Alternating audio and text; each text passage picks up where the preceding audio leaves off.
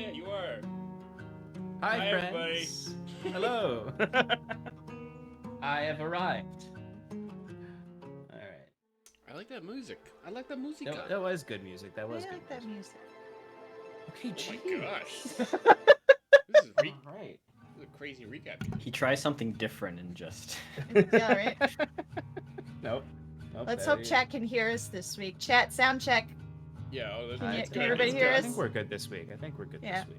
Okay. There was an update on Streamlabs, which I think is what messed Alex up last week. Because it happened to me and relaxing. All right, folks. Let's jump into our recap with the music requested by Alex. Thank you. You're welcome.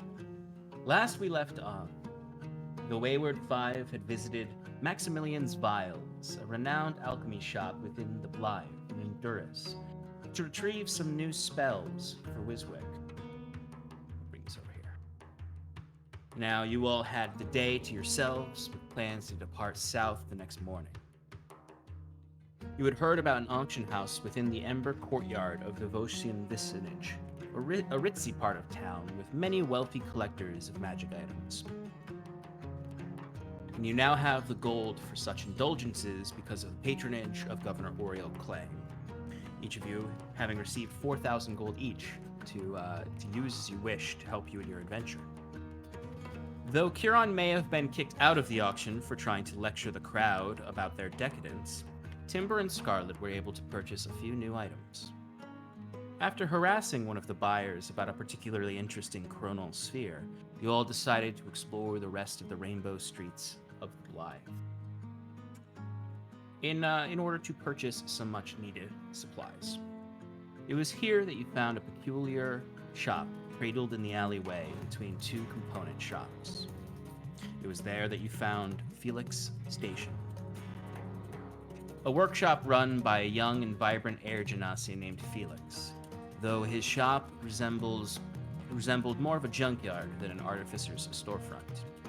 You caught him lecturing a pair of teenagers about respecting the artist, as he provided one with a magical tattoo. Once finished, he worked with you all to create 3 magical tattoos for Wiswick, Scarlet, and Timber.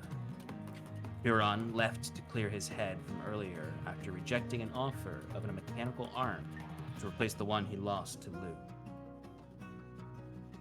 While his friends acquired new ink, he left for the... That's true.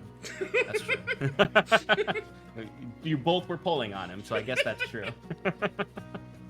He left for the Fluxum Pastorum, the Temple District, and home to the oldest cathedral to the Dawn Mother, the Everflame, Zendario. He took one of the gondolas through the canal. On board, he met an old woman praying for the safety of her grandchildren, both of whom who are soldiers in the war to the north. He also met a young man offering tithe to the church for his family. He counseled them both and offered his wisdom and grace, hopefully providing them comfort and also helping the young man save his gold. Upon arriving in the Pastorium, he quickly began exploring the relics there. Beneath the shadow of 2 great statues, one to Zendariel and the other to Ayn, the original Dawn Mother, he found artifacts spanning the centuries since the Morsier conflict. He inquired with a grace of the Everflame about the history of a relic. They engaged in a light debate over the nature of Zendario, but ultimately, Huron was asked to leave the temple. He took that moment to cast Mislead, which turned him invisible and created an illusory twin that began to leave. He then proceeded to steal the obsidian icon of Zendario. Borrow. And another relic, a barbed crown. Later that night, the 5 relaxed on the veranda where they tested out their new items and relaxed with hot cocoa. Wiswick examined the artifacts and through the Identify spell determined that they were used to empower the old blood clerics of Zendario. You're not muted, Stefan. Amazing. Now you know it's not true miming. I have to make the noise effects. Oh yeah. It's my favorite when you forget to mute when you're doing this. It's only happened once before, I think. My apologies. The idol, in particular, was also used more simply by everyday worshippers to ward off ill-intended visitors and harmful spirits. But both reeked of fiendish energy. The next day, you all packed your belongings and prepared for the long venture ahead, south, into Ferathris, and eventually to the Fields of Glass. First stop, Nephradala, the first town in the Beastlands, and the last stop before entering the Fields of Glass. But you had one more surprise in store for you. Not one, but two carriages have been prepared by Governor Boreal Clay, for he has decided to join you in your quest. If he is to rally the realm to your cause, he must see it firsthand, or must see the oasis you pursue firsthand. And that is where we left off. Now, last week I did describe that you had left the city, but our friends had a few other things they needed to finish up before they truly left Vermilcia to head south. So, I'll say you are in the courtyard of the governor's estate. He is getting the carriages ready. You've just learned that he's joining you. I'll say you have about an hour left before you need to leave to head south. What would you all like to do? I'd like to help Governor Clay. That's it. Well, I've forgotten that I left some construct parts back at the alchemist's. So I'm going to head down there real quick, and then I'll be right back. Just Would hurry you up. like some company? Always. I'll go with Kieran. Nice. Wiswick's got work to do. He's getting ready with his new spells to enter them into his book. Okay. All right. So, the two of you head back down towards Maximilian's vials, back into the Blythe. You would enter in its.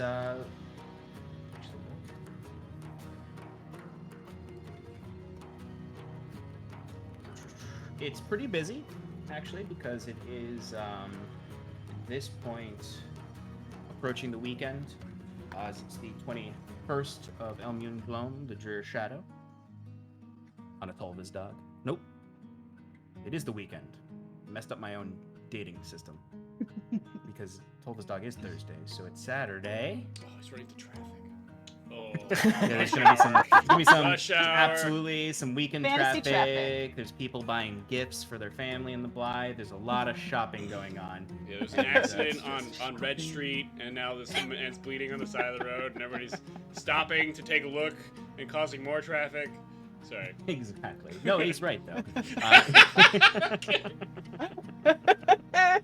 It is Sturgstock, and there are a lot of people out and about shopping. But you can easily enough get there. It's pretty packed. You've got plenty of folks who have brought their kids over, much like the first day you saw it. In the way that there's these little alchemy shows to kind of have little public programs, public works to get youngsters involved in alchemy. Durus really, it's a STEM C kind of community. Poison those kids! Sorry. Teaching these kids, and this is how you make a truth serum, and this is how you make this poison. It will kill a man within 2 seconds of him ingesting it. I like to But think also, that here's a Shannon healing works potion. there and doesn't allow any of that. Yeah, Shannon. She's the coordinator of the educational Yeah. programming at You Maximilian's yell Files. at the Yeah. 18-year-old interns that teach the public works. Yo, you guys need to make a love potion. I got you. Go on break. All right, I'm gonna go see smoke see some hash Felix. outside. Oh yeah, Felix at Felix Station also absolutely sells drugs. Yep. Um, but anyway, you get in there, and you're easily able to pinpoint Raphael towards the back of the room, where he is kind of talking with a few customers, but then once he finishes, he'll walk up to you with his own staff that he carries as well. Crouch down. Haven't left the city quite yet. No, we're making preparations to leave right now. This is just the last bit of business we have, and then we'll be on our way. I suppose you're here regarding the research I had my employees work on the last day and a half. Yes, it's much appreciated, your willingness to assist in that. Of course. Go right this way, and we can go and acquire the subjects, and we can tell you a little of what we've learned. Brings you into the back, where you can see there's a few folks at the public alchemy stations, and then leads you through another room into the private alchemy quarters, where you would see, with a light kind of hanging over it, the two pieces of the time-displaced skeleton that you had killed. You see, he picks up the leg carefully, and he starts to take out a set of pretty long kind of tweezers, where he's just sort of pointing at different parts of it. And you can see there's the bone itself in the center, clumps of earth and root and rock kind of in areas. You can see wherever there's like any bits of flesh left over from the undead creature, he'll kind of point at it and say, the most distinct thing we've been able to discern from these is this flesh. It is not your typical undead rotting that is taking place. Normally, a creature that expended this much energy from the stories you've told me of what attacked you, the flesh is more torn, ripped apart. The problem with undead is they don't regenerate. They just rip their muscles into shreds and eventually can't move. This flesh is alive again. Whatever energy is coursing through that is creating these undead creatures, it's not simple necromancy. It is more advanced than that. It requires very powerful magic to dabble in this type of necromancy. More concerning even than that, and you see he'll point it along where the green veins were. You see that it's not green anymore, but there's sort of like this dull green color still to those roots. And you can see the wood of the roots that writhed around. He points at these as well. These roots, and you see he rips the root off of it. And you see, as soon as he rips the root off of it, the root starts to immediately start moving and trying to wrap around his arm. And you see he kind of throws it down on the table and whacks it with his staff. And you see it just sort of like wriggles a little bit. It's not the flesh that's alive. Corpse is a vessel for whatever this is.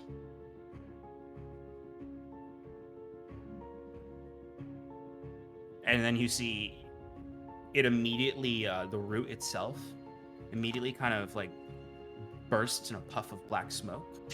And then you see it immediately burst to the other side of the room and starts to writhe around, knocking over vials. And you see he immediately flings with his staff what appears to be somewhat of a firebolt at it. Mm-hmm. You see it just immediately starts to singe up. And there's a really loud popping and crackling noise coming from it as it burns.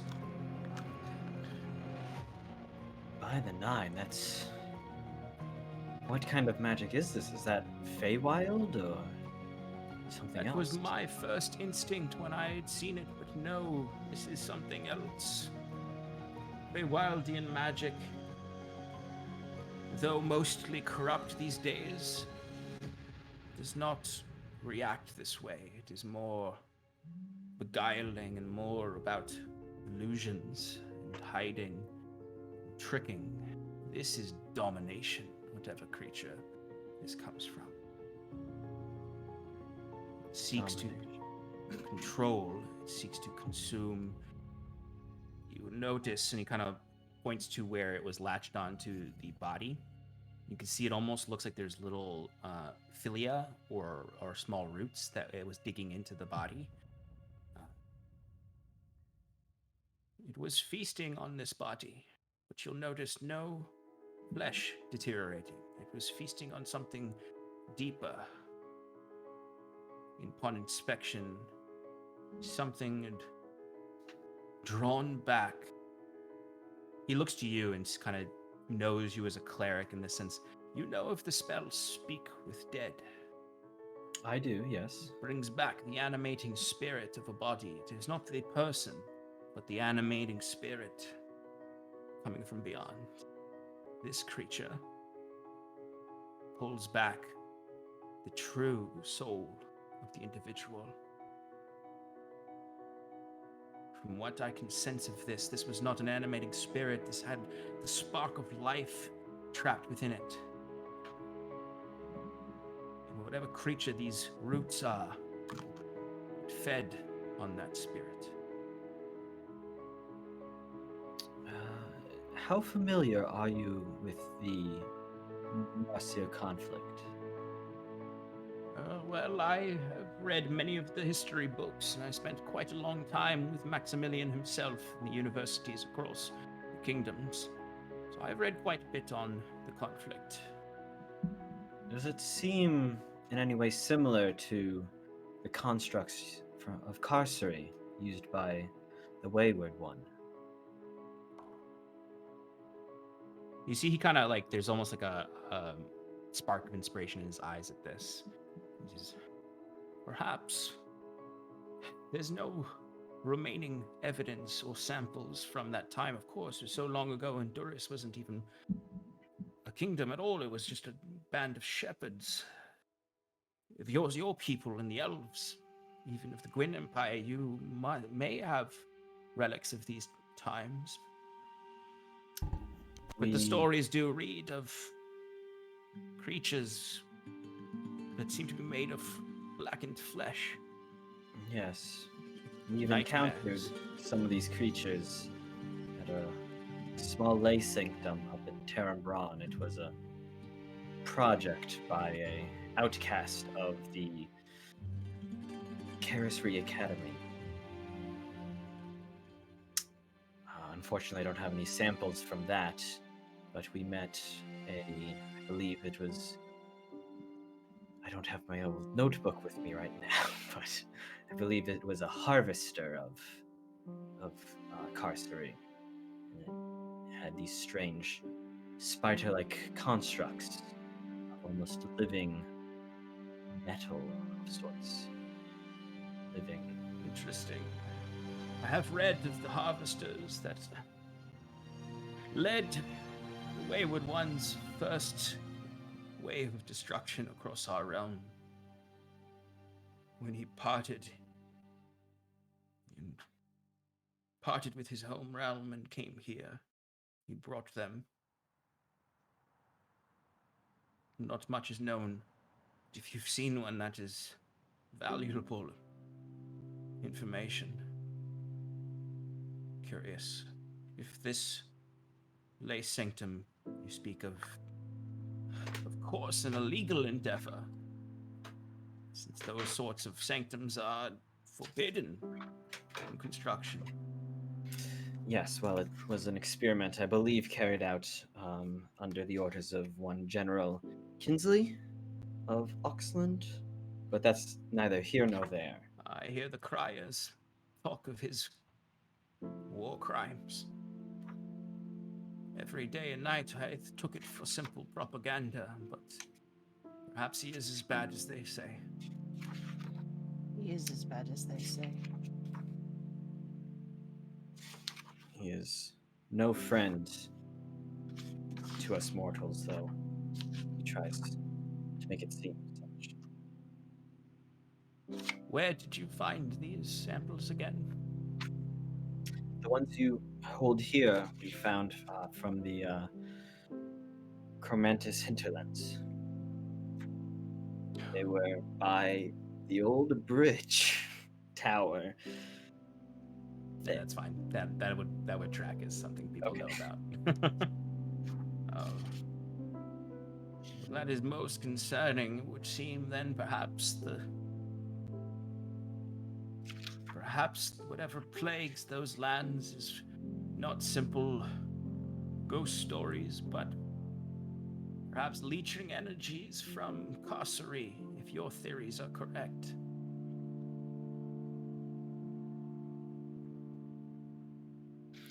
Yes. Yes, and it was almost as if they were laying in wait for us there, now that I think about it. If they were agents of the Wayward One or the plans he's left in place, maybe the Harbinger is more of a threat than I first thought. Are you speaking about the creatures we fought on the river? Yes. If Of they course, haven't... there are old tombs and old ruins there that certainly have remains within them. Perhaps the energy itself manifested and leached into these tombs to animate these creatures. Yes, of course. Can you tell, Raphael, what manner of ancestry these bones come from? Are Be they very elves? difficult to tell with just the shins. Yes, of course. I apologize. Well, they're definitely not Snevneblin, are they? Well, certainly these do look to be of above average height for a human, average height for an elf, perhaps Gwen. even short for an elf, of certain varieties. Interesting, very interesting. Of course, there are other creatures, although the thinness of the bones and the muscle that remains would imply it is some sort of human or elf. And whatever flesh remains does not show scale or thick hide like the beast folk. His bones are much too small for a Goliath, not nearly hollow enough for of the Rakokra persuasion. That makes sense.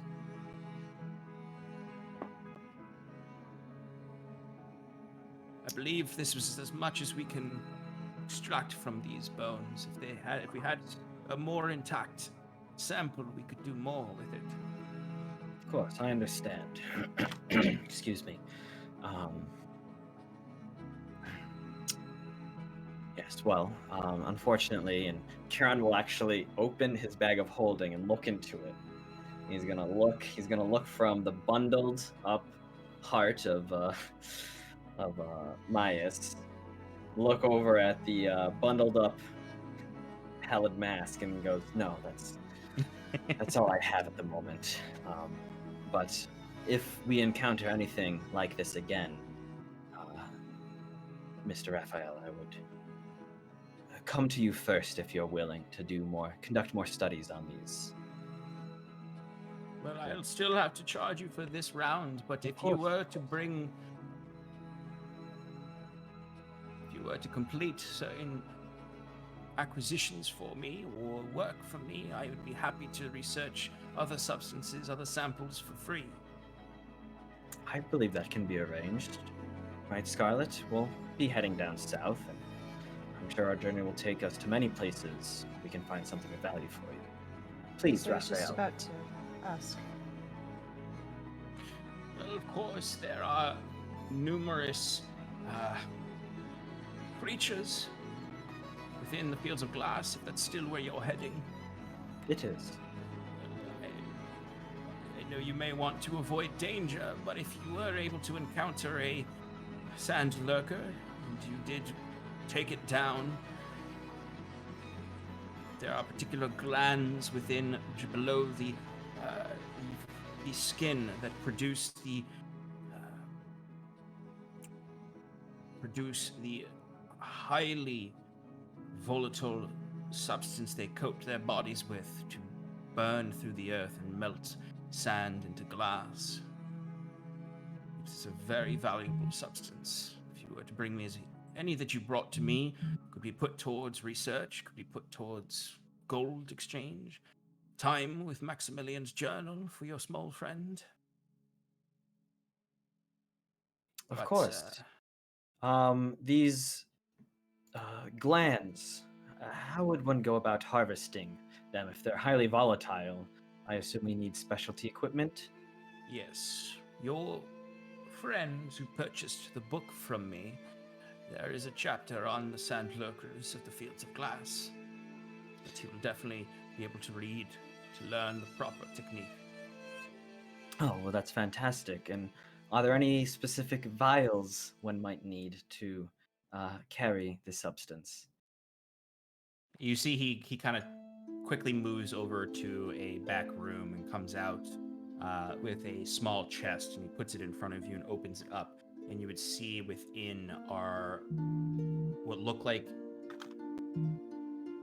pristine, nearly completely clear glass. It just has this sort of, in the right light, a very, very light violet tint to the glass.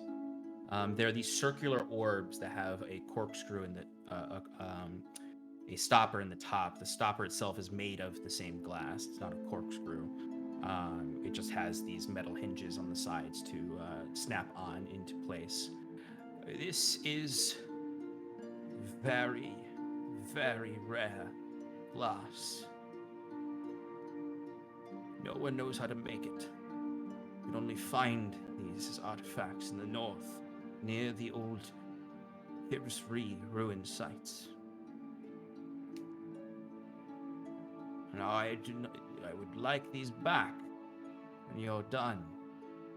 Oh, don't worry, friend. We will return them full of the substance you ask for. These 3 vials are worth my entire shop. Of course. Do they fit in a sock? They are pretty big. They're probably, for reference on their size, they're like the size of a head of iceberg lettuce. And there are 3 of them here. This Are they is like big Kieran lab glass. beakers, maybe? What'd you say? Like those big Pyrex lab beaker things? Yeah, exactly. Yeah. But yeah, you can mark down in your inventory that you have 3 Kieran glass vials. They can withhold any substance, pretty much, no matter how hot. They're designed to hold literally plasma. They could hold the center of a star. Mm-hmm.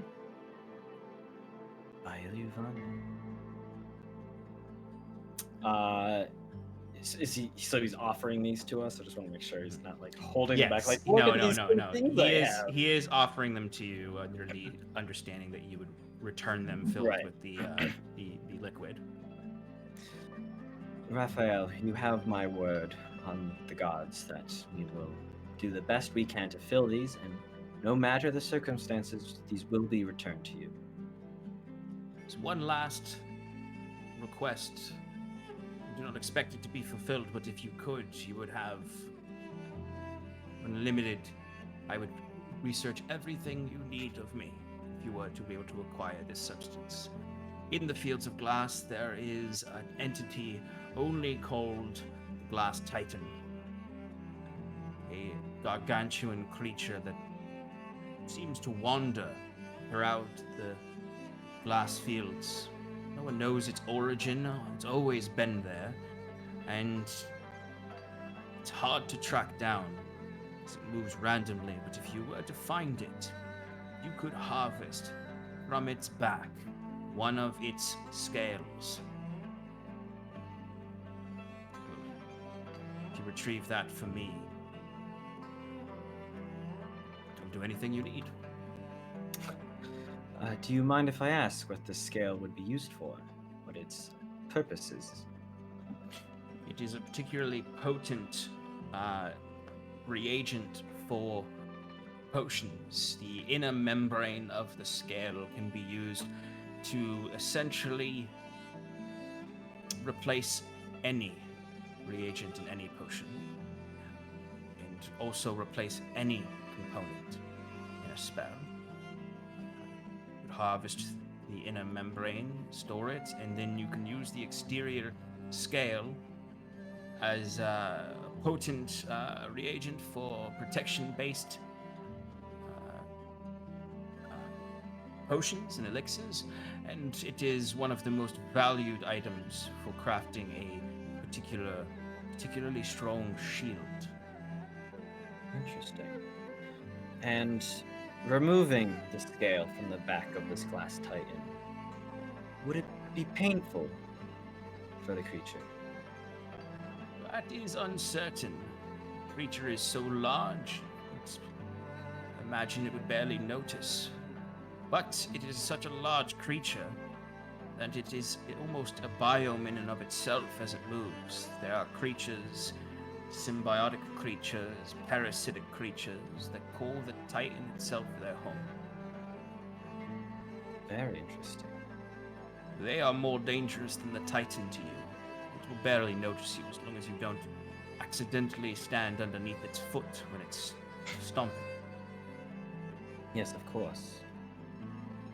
Well, I'm sure when we reach the fields, we'll have more information there about where we can find it. We will attempt to find this for you, as I can see a healthy partnership between our party and yourself and Maximilian's moving forward. We have great need of intellectuals like yourself. Of course, I live to propagate the life philosophy of Maximilian to bring magic, alchemy to the people. That being said, the research for today will cost you 200 gold pieces. Of course. And Kieran's gonna reach into his bag, pull out 250 gold, and give him that. And make no comment and just hand it to him, and he's gonna take the chest, put it in the bag of holding, and then Kieran's gonna point to the construct legs and say, would you like me to leave these here if you decide to be able to find any more research for them, or simply as curios for the shop? Well, it's up to you. If you'd like to take them, they do belong to you. But if you were to leave them, we would certainly put them to some use. Consider it a donation then, in the name of Kieran Isilistana, from the goddess Ilyuvania. Of course. You're a good man, Kieran Isilistama. And you, Raphael, I'm sorry, I don't think I ever caught your last name. I have forgotten it in the moment. It's Flamans. Raphael Flamons, you have been a valuable asset, and I hope we speak again very soon. Good luck on your journey south, whatever you seek there. To you as well, Scarlet. Thank you for all of your help. And tell your friend, Master Netherrock, if he wishes to ever stop by and purchase time with Maximilian's journal, it is here for him. Of I'm course. sure he would love to come back. Yes. Well, safe journeys. Have a good time. Real. I imagine Raphael and Kieran would like exchange Werther's originals. Yep. So Total before we vibe go, I was getting. Scarlet, go away. I've got this amazing can. Yeah. And I quickly move away so that Lily You doesn't see take Raphael pops it in his mouth and sort of delightful, sweet, with just a little bit of a savory note. I know. it. Kieran, Yes, of course. Until next time. Okay. Excellent. All right, so you can head back to the carriages. Is there anything else anyone would like to do, or would you just like to head off? All right. Good day, Wolf. Let's All go. right. Excellent. So you are able to pack up whatever is left over that you would like. Once again, as a quick reminder, in the two carriages, who's going where? I am sitting next to Governor Clay as he drives the horses, and I sit there and read. Okay. Roswick, didn't you need me to drive this one? Yeah, yeah, that sounds like a plan. I was gonna show you the ropes. Get it? Ropes. Yes. You got Kieran nice chuckles from a ropes. little ways off. But if you think you can handle it, I mean, that's fine. No, you can show me. Wiswick, are you proficient in land vehicles? No, Okay. but I did learn a little bit of something from Robert back in That's the true. day. That's true. I'll say if you drive for at least 7 of the days of this journey, I'll grant you proficiency in land vehicles. With that combined with how much you kind of hung out with Robert at the front of the reins, and if you pilot for a lot of this journey, then yeah, you can get proficiency in land vehicles. Although I know Okay. you do want to work on spells, so you I may... know you're pulling my leg here. I got so many hours to clock in and study time. But yeah, I guess I'll do that. Okay, that'll still leave you about 3 or 4 days where you don't have to, where you can just work on your spells if you like. Oh yeah, that's plenty of time. So you Okay, don't great. need me to drive. I drive, but I like let her have the reins every once in a while. The teacher, like I let her work for a couple of hours and then I take it back. Absolutely. All right. So you make your way through the city streets of Vermilcia, down through the Blythe, into the defensive middle walls, into the crowded Septizar, and then eventually through the shantytown Brassica Reach to begin taking the southern road that will lead through the Gap of Glass down into Ferathris. So you're gonna have, it's gonna take you roughly oh yeah, Kieran, you're on Roko. So Kieran's on Roko, Scarlet, which you're in the front one with Wiswick. Mm-hmm. Okay.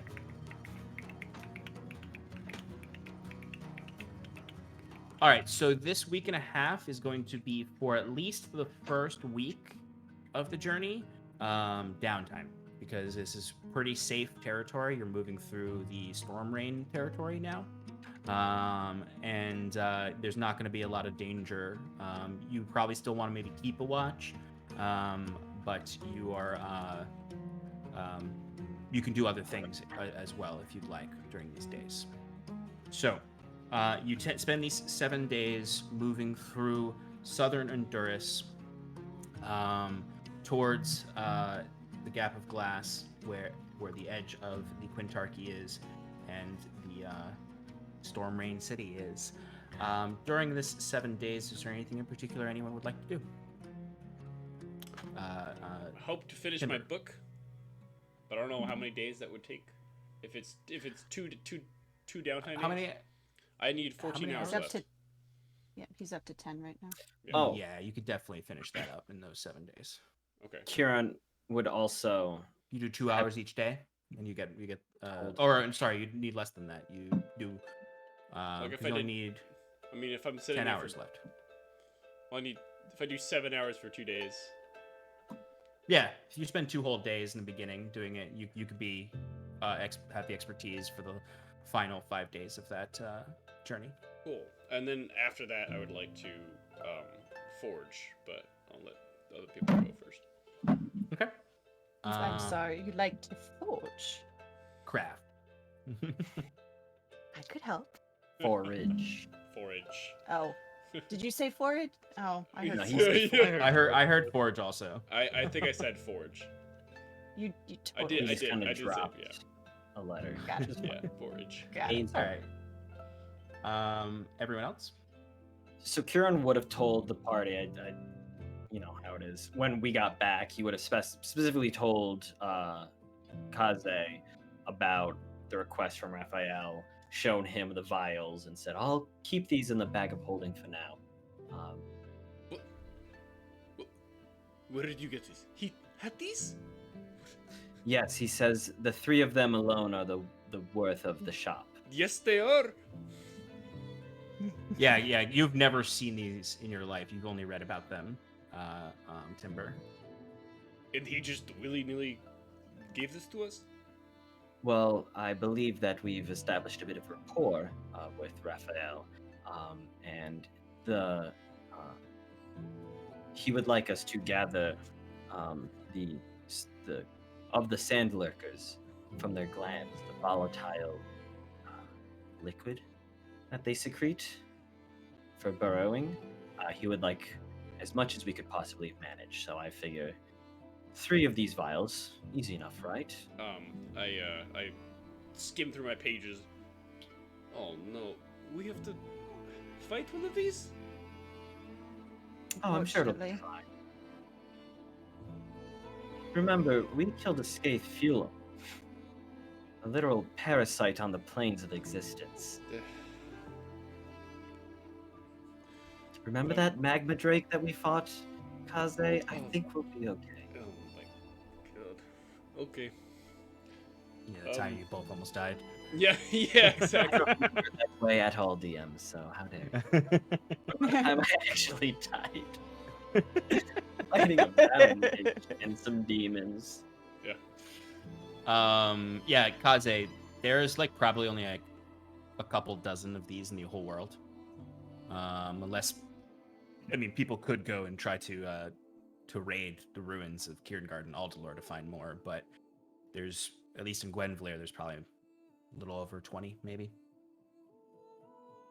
So, incredibly rare. And then on top of this request, he made a side one that he doesn't expect to be fulfilled, but I think a challenge is something good for us, help. They say shoot for the moon, right? Shoot for Eluvania, and even if you miss, you'll land amongst the stars. And I'm sure there's a deity of the stars that I could reference here, but my mind's blanking a That little. sounds terrifying, but anyway.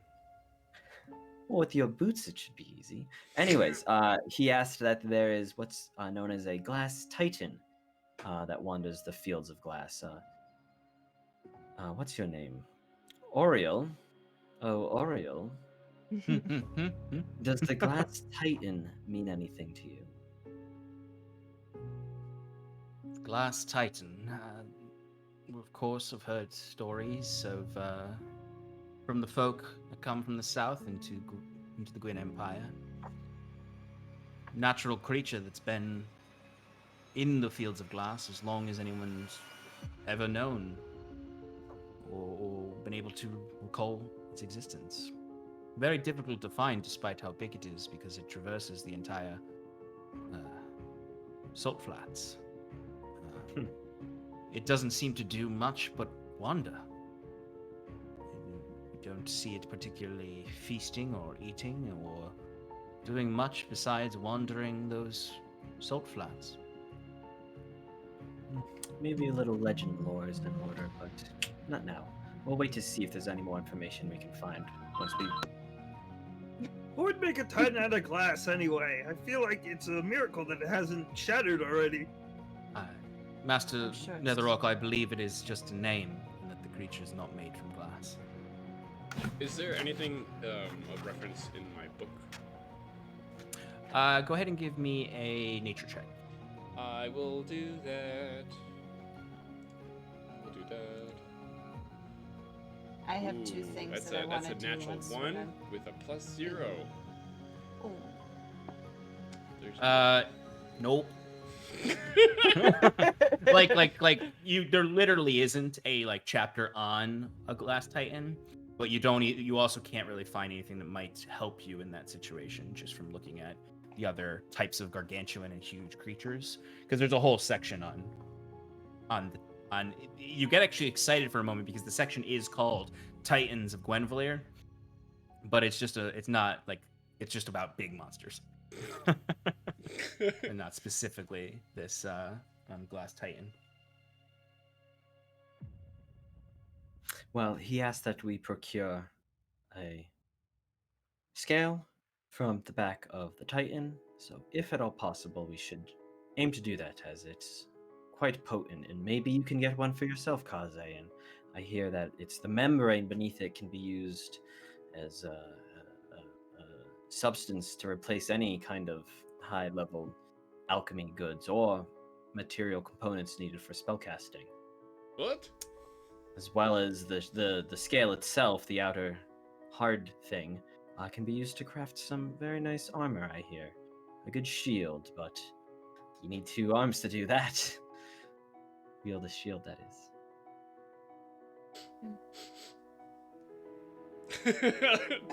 Anyways, The that's- whole both Awkward. carts are very awkwardly quiet there. Yeah. I would like to attune to my ring of free action. I have now unattuned to my Cloak of Elven Kind. Okay. So I have all of my attunement spots are full right now. Yes. I don't know if I'd be able to do this on a carriage, but could I like repair weapons or armor or anything? Or do I need to be at a forge to do that? I would say you need to get me at a forge to do that. Okay. You could. Most of you also don't have metal armor. Curon's the only one, I think, actually, who has metal armor, and it's But it's Elven. yeah. Okay. So there's not really much you could sharpen blades. I'll do that. Okay. You could definitely do some sharpening. Give me a.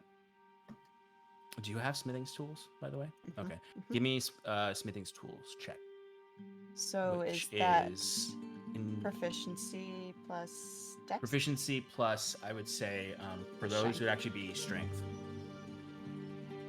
So I'll say strength or intelligence, because it can be based on your knowledge of the craft or just your brute strength in the craft. Okay. we're gonna do strength. She's stronger than Okay. she is smart. Okay. Go All ahead. right. So I'm going to roll a d20 and I'm gonna add 5. 23. 23, okay.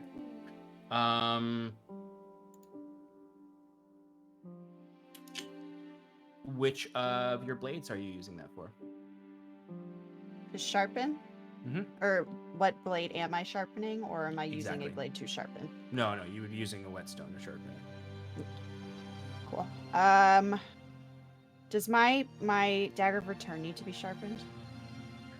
The thing is, they don't need to be sharpened mechanically. But they can't. They but they can. could But be. you can. This is a. So you're gonna do it with your dagger? Yeah. It's the only other blade I have that I would be using. I'm gonna say you have 5 whetstones in your current smithing toolkit. Okay. If you succeed on the smithing toolkit when you use them to sharpen a blade, Mm-hmm. for the next hour, that blade has +1 to its damage rolls. But it Nice. consumes one of your whetstones. Cool. Monster Hunter? Okay. So, and that's in I've never played addition Monster Hunter, to but that's in addition to its the current +1. plus- Yeah, plus it's a 1. temporary boost to it. Very So you cool. get something out of having smithing tools other than just flavor. Yeah. Cool. I like it. Thank you. Cool. Does anyone else need anything sharpened? As I hold up my beautiful dagger. I of would not return. waste your whetstones Never mind. just because they do get consumed and you're just traveling for 7 days in a fairly peaceful area. But I let you do it that one time to consume one so that you know you can do it. Never mind. I didn't say anything. It's the kind of thing you do when I say, like, is there anything you want to do before you go into the dungeon? Got it.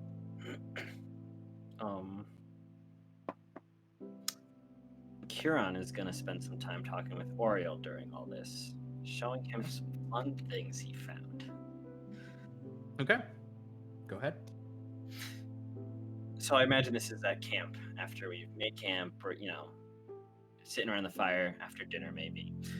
Curon will reach into his bag of holding and pull out first the statuette. Mhm. kind of just study it for a moment, look at it again, and then kind of like looking over at Oriel, hold it up and goes, "Governor, does this figure mean anything to you?" Um, I imagine this is in the bubble late at night, as everyone's falling asleep, or maybe when you're just kind of stopping on the side of the road throughout this journey. He'll look at it and say, "Oh well, by the looks of it, it is something devoted to Grace and Dario." Yes, indeed. It appears to be some kind of holy symbol used by clerics of Zandario. Have the ability to enhance fire magic. Well, apparently, according to Wiswick, he gives it a little whiff. Reeks of demonic magic. And it appears to have some kind of script that is scratched off. But I was wondering if you could find of any use of it, and he's gonna kind of like toss it over to Oriel. He would catch it, kind of like catching it, like, oh. And looking at it, it's, fairly weathered, and he kind of examines it, and you can kind of sense, for a moment, you would see his holy symbol kind of glitter a little bit, and his eyes turn a kind of a blood red for a moment, as you see he's kind of doing something to analyze it as well. Real quick, what's his holy symbol? His holy symbol is a 7-pointed star, Right, engulfed in fire with a skull at the center. Okay.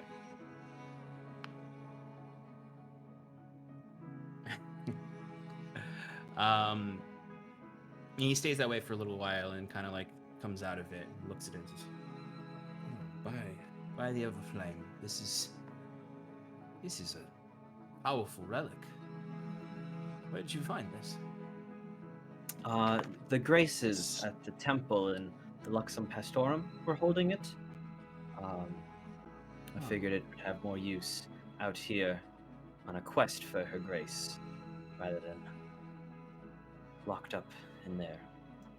And they Scarlet gave walks it to by. you. He stole it. I did no such thing.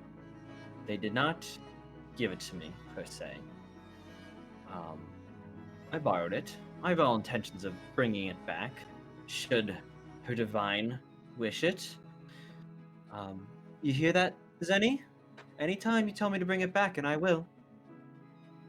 And you see he raises an eyebrow at this, and he does kind of chuckle and says, "Well, I suppose you're right. Although it seems like the magic within is dormant right now, this is a very interesting piece. I thought so as well.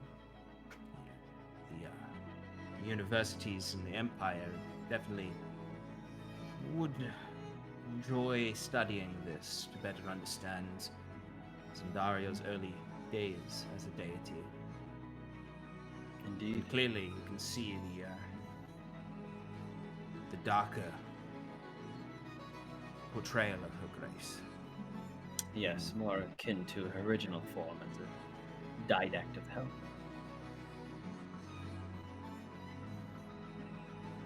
Did you at some point kind of you did kind of outline what you saw when you passed Yes. over to him, right? Yeah. Yeah.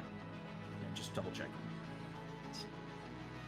Well, we always assumed and preached of the two faces of Zandariel and her giving and taking of life, and though I did not believe it was as extreme as you've told me, it's curious to see an idol that portrays her in such light, given that most contemporary portrayals and even older portrayals tend to favor, I suppose understandably, the celestial form.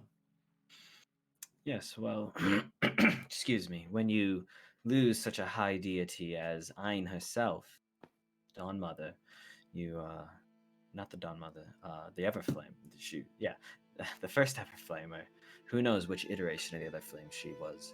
But when you lose such an important divine being, you want to, I assume, to keep the folk in check, continue that, or have a seamless continuation of the divine power. It would certainly be quite the jarring shift from a druidic mother figure to a fiend, cursed fiend of the hells. Well, I think that phrase "cursed fiend" is a little harsh. We don't know that all fiends are cursed. Oh, forgive me, that's not my intention with the expression. Of course. But most fiends who come from some celestial background or some other origin besides the hells themselves are often cursed to be there. They're exiled there. From what we understand and from what you've told me of her. Yes. I suppose it was difficult to make people feel comfort from the devilish form. Yes, of course. That makes total sense. In conjunction with that, I believe is the word I'm looking for. Have you any experience with blood magic?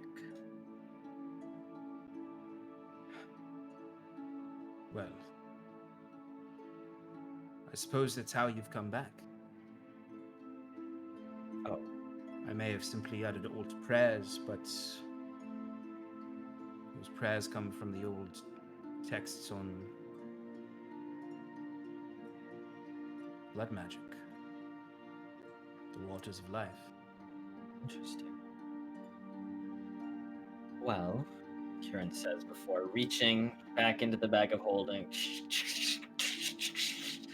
No, not that. That's not it. Ah, here it is. Oh.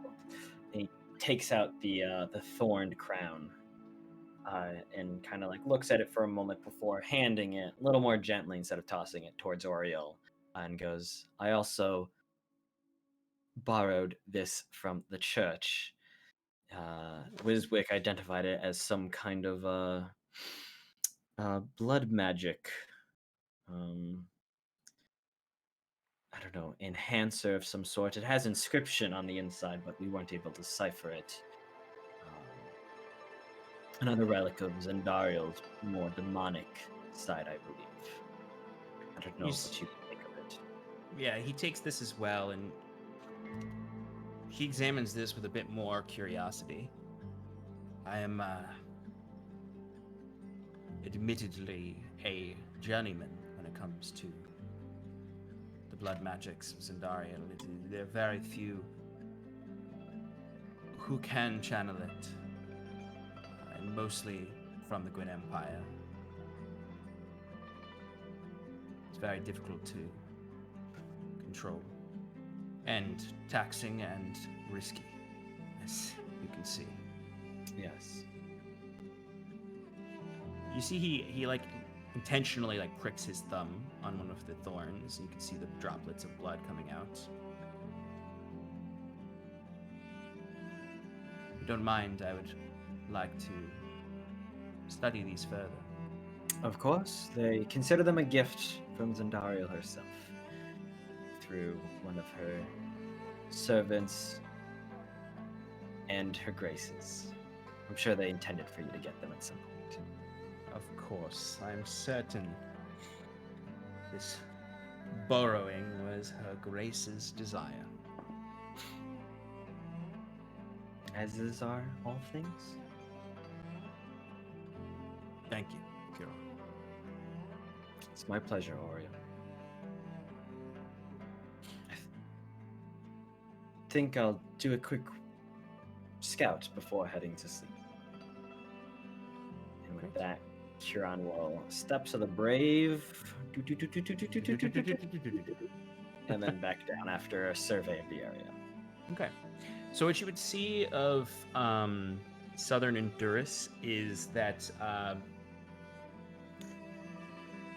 it's a lot less, or at least the area you're in currently is a lot of rolling plains. And the Storm Rain territories have a lot of kind of open land because the area is not super high populated. Most of the populations hug the gap in the mountains that leads that is close to the Storm Rain city, and so where you are now is very much this kind of grasslands with a lot of more shrubbage than tall trees in this area. And you would notice, all of you would notice during this journey, a lot more like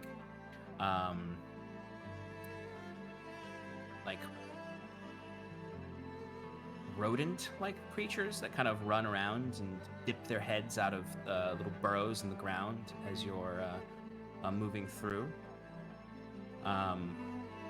You would see snow-capped mountains to your east and west.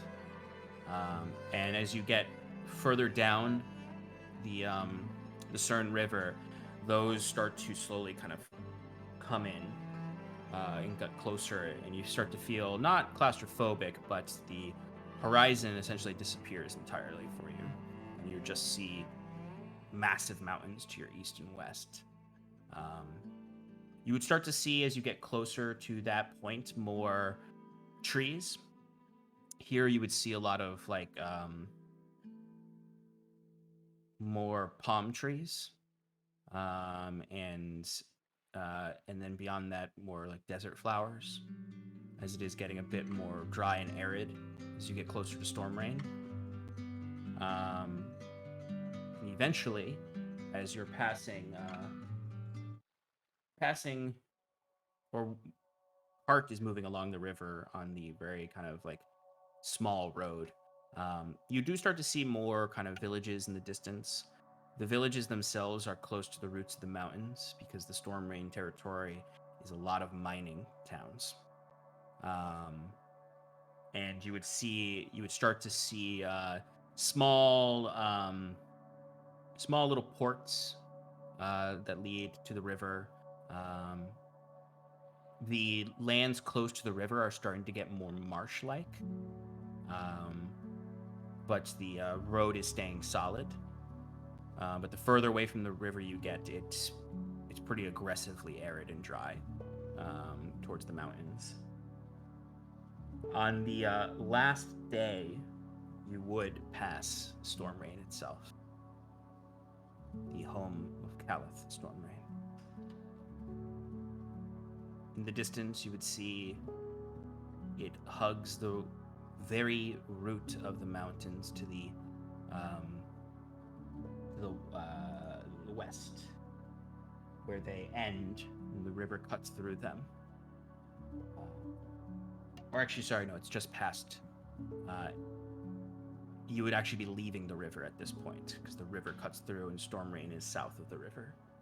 So as you get further and further from the rushing waters of the river, the land is increasingly dry here. And Storm Rain looks almost like part of the mountains. The walls of Storm Rain are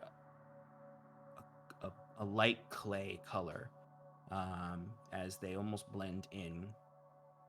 You would notice some folk, a small town around it that seems to be the main mining town of this area, as a zigzagged entrance kind of leads up to the main fortress of Storm Rain that is high up in the mountains.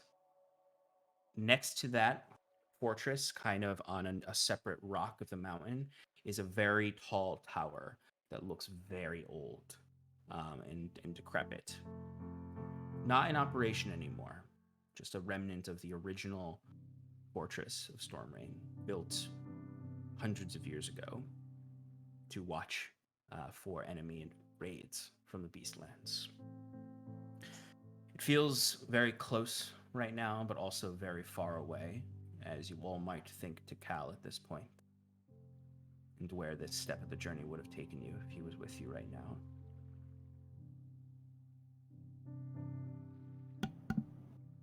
Well, this is awkward. I was going to say, should we stop by, tell his folks that he's maybe dying? No, that we shouldn't worry them. I'm sure Ivania will make sure he comes through this. We should keep moving. Yes, of course. I'm sure Cal wants to tell them in his own way. Of course. Who knows if they'd even see us, you know? We don't have their son with us. I'm sure news of Caliph would be enough to bring us to them. But that's beside the point. It's best we continue moving, as Kaze said. And as Scarlet said, let Cal deal with his parents as he will.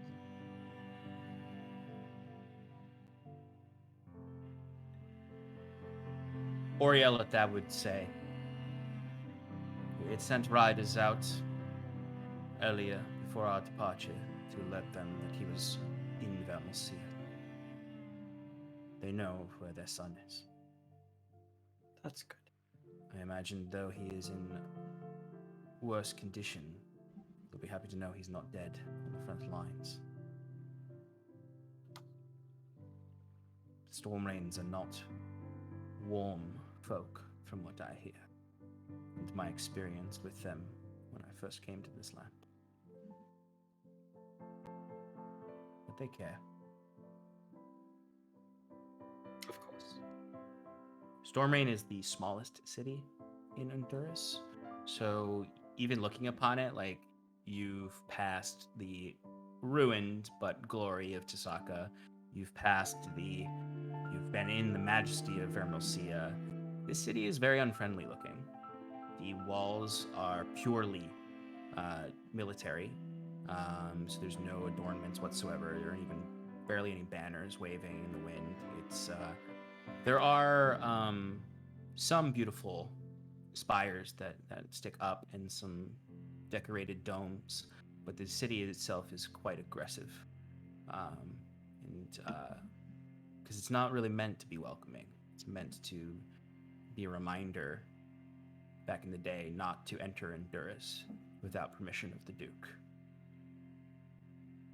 But as the sun sets, you would pass Honduras, or Stormrain, and take your first steps out of the Quintarchy. You would see, as you pass the mountains themselves, the river dip down in the distance, and as you approach, you would find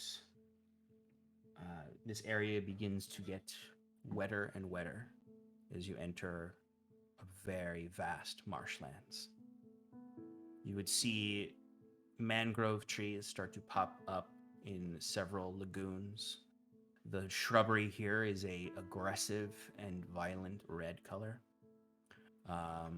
As you would find every now and then, there are these small bridges that have been built between these marsh heads, and you are spending careful time to make sure the cart is not stuck in the mud or any of you take a step and sink deeper than you thought. It reminds you of the marshes outside of Brackling Glen, but these are much vaster and much more foreboding looking. You would notice that a light fog clings to the ground. The air is chill, but also somehow humid. You would find yourselves feeling sticky and gross, as within only a few hours moving through this, it would immediately start to drizzle. And it's that uncomfortable amount of rain that just makes you feel gross. You would notice there are insects kind of buzzing around and crawling across the ground, very large insects. It still feels like it's colder than insects should be able to withstand, but these are insects that have evolved to come out during the long dark. You can see them, they you'll see some that kind of like slither through the waters, where you can see the surface has a very thin sheet of ice, and they would just sort of maybe crack it a little bit as they're slithering around, catching fish here and there. Some of these fish that are stuck in the frozen ice, they come up and just sort of, in just like one fell swoop, take the whole fish and come down. They look somewhat centipede-like, except instead of centipede legs, it's like 100 fins essentially that stick out. with this leech-like head that just sort of immediately drills and blends the fish in its mouth. The waters themselves get red and gory anytime you see these creatures. You would also see these large, spiky beetles that are this pale color, almost off blue white, and they have these crystalline structures growing off of them that look a pale white, almost like salt. And you can see they dig in the earth for hibernating animals and just eat them. How big are these beetles? These beetles are probably the size of a dog. Oh. Eh, My. Yeah. eh. They Whoa. generally leave people alone that are traveling.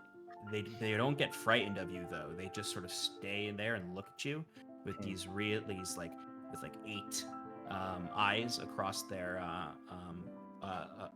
head underneath a mantled sort of carapace that has a huge horn that they use to dig with and to attack.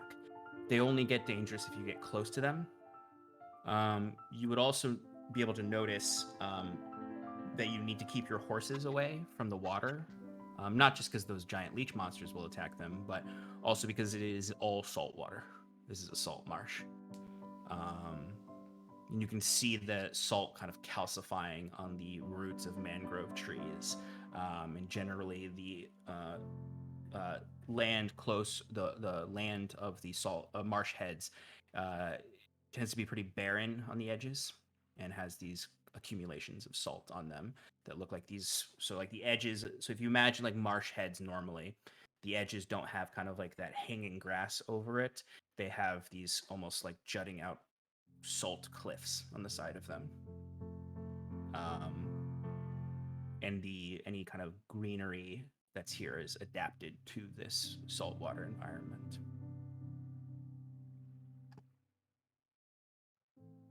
But you have about 3 or 4 days travel through here, as long as you don't get stuck, before you reach Nephradala, which is deeper in and is based in one of these lagoons that you're seeing. Because it's not all marsh heads. You would see these vast open lagoons as well, with this murky blue water. Okay. Well, Scarlet, do you feel comfortable, taking the cart around this area? I know it's you gotta be a little slow and careful when you're leading the charge. You never know when the horse might slip or something like that.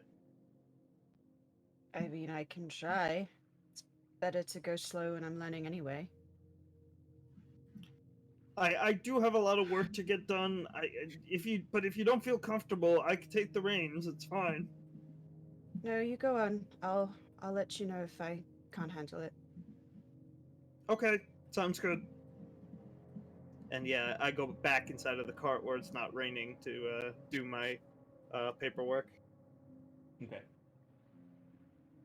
I keep the arcane core close so it can follow along with me as I enter the things into my spell book. Absolutely. I imagine you do that thing where you essentially it's just the head that comes out and forms around the crystal. Well, yeah. In the original concept, before I even summon the golem. Oh, you're right. Yeah. Just speak to the core itself, but The I core guess itself reacts that way. Yeah. Yeah. No, you're right. Okay. What are the rest of you doing on this first day of your journey through the salt marshes? Looking for foraging. Okay. How would you like to forage? These are slightly more dangerous areas to forage through than the plains. Mostly from the road. So I wouldn't go too far off the road. So I'd kind of just be on the cart, just kind of observing through what I could see from there, not going deep or far off the road. Okay. So go ahead and give me, for this first day, give me, Kaze, are you going out? Here, take a blessing of Ilyuvania with you as I cast guidance. Oh, thank you, kiddo. Perception? What do you want? What do you want? What do you want? What do you want? The herbalism, Okay. roll, which is your, proficiency and your wisdom. Expertise. And you have expertise, so double that proficiency. Ooh, yeah. Yeah. I'm just gonna do this, and then I'll. How's 26? Hooey. All right, you can get it. All right, so you are going to walk out of here with 4 ingredients. Ooh. Okay. So you are going to find, you kind of get close to one of these trees, and as you're kind of examining the flowers that bloom amongst the salt itself that kind of clings to the base of these trees, you would find these particular flowers that have this beautiful violet and gold appearance to them, and you can see there are these little tiny insects that fly around them that are like gnat-sized. If you look close to them, they are almost like crystalline looking. They're the gnats themselves, and they hover around the center of the flower where you would find this kind of growing seed there that you can extract that would count as Dracus flower. For your ingredients, you can find 2 of them. Oh, it just changed. There's more that you would have gotten. You would actually find elemental water. Ooh, thank gosh. Yeah, there's like a point in one of the pools you notice where there's like this very tiny glittering light, and you notice the water around that is crystal clear despite the murky water all around it, and has kind of like this very dim glow to it, and you can collect some of the elemental water from there. I am going to need a sleight of hand check from you, though, for that. 26? Timber and sleight of hand, we got this. Yeah, you are able to avoid one of these leech creatures was kind of like swimming around this. Like you noticed, like the leech itself was attracted to this, and it was just sort of like circling it.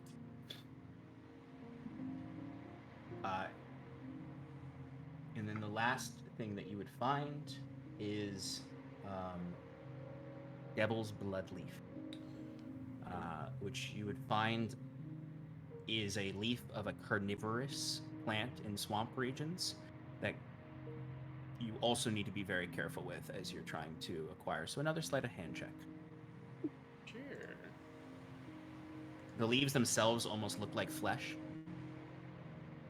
The back of them has like the typical a dark green color, but then the inside of the leaves, almost as if they were petals, they're literally part of the carnivorous plant where it eats things. It has this like flesh and these barbed teeth in it. What'd you get? 22? 22. Okay. I don't know about you. I'm feeling 22. Okay. You are just able to get it before it's a very precarious process. You kind of have to like cut it also off, and like you have to get it quickly before it closes on your hand. But you are able to get one of these. Sweet. These leaves. Fantastic. Would anyone like to do watches? You're no longer in the safety of Endurus, so this is definitely a place for some watches. All right, anyone who wants to do a watch in the first day can go ahead and give me a perception roll. I think Oh, that's a natural 1 for a 7. I'm too busy focusing on driving. Oh my god! Wow. Well, That's you 2 nat 20s! 2 nat 20s. Wait, did you two both Hey. get nat 20s? No, No. No, no, no. He Oh, rolled you 2 got a nat double 20s. nat 20? I advantage. rolled a 1. Because I eyes of the moon. Oh my god. Jet got a nat 20. Jet got a nat 20. Oh my goodness. Well, thankfully. I didn't even mean to roll. Because Right. Scarlet is so dedicated to the driving, it is freeing the rest of you up to look around.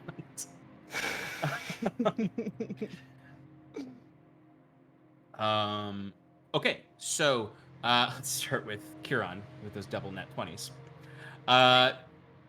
So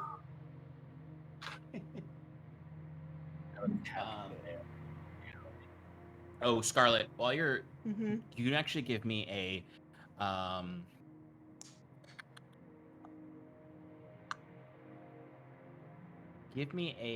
straight. I'm chasing.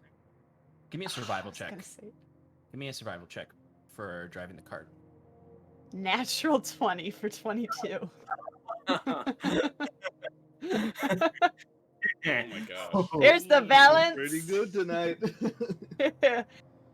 Oh my And then we start combat. We all get ones on initiative. We all, right? That's Yep. exactly what's gonna happen. We get eaten by all these creatures and carnivores. Notice that. We notice them before they show up, and we're like, plants.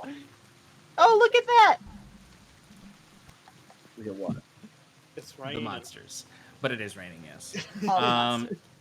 right, Oh, excellent. It's So like stuck to my face. The hair, yeah, my it's hair just quite stuck gross. to my face. Ugh. Yeah, your hair is absolutely stuck to all your faces. Ugh. But good thing you got that natural 20. There's no delays. You are able to keep the cart on the road, and not stuck in the mud, or worse, pulled into deeper crutches. Wiswick, how am I doing? Am I doing it right? Yeah, sure.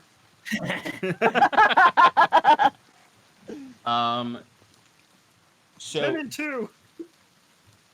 Jet flying in the air would be able to, with a natural 20, can kind of keep an eye.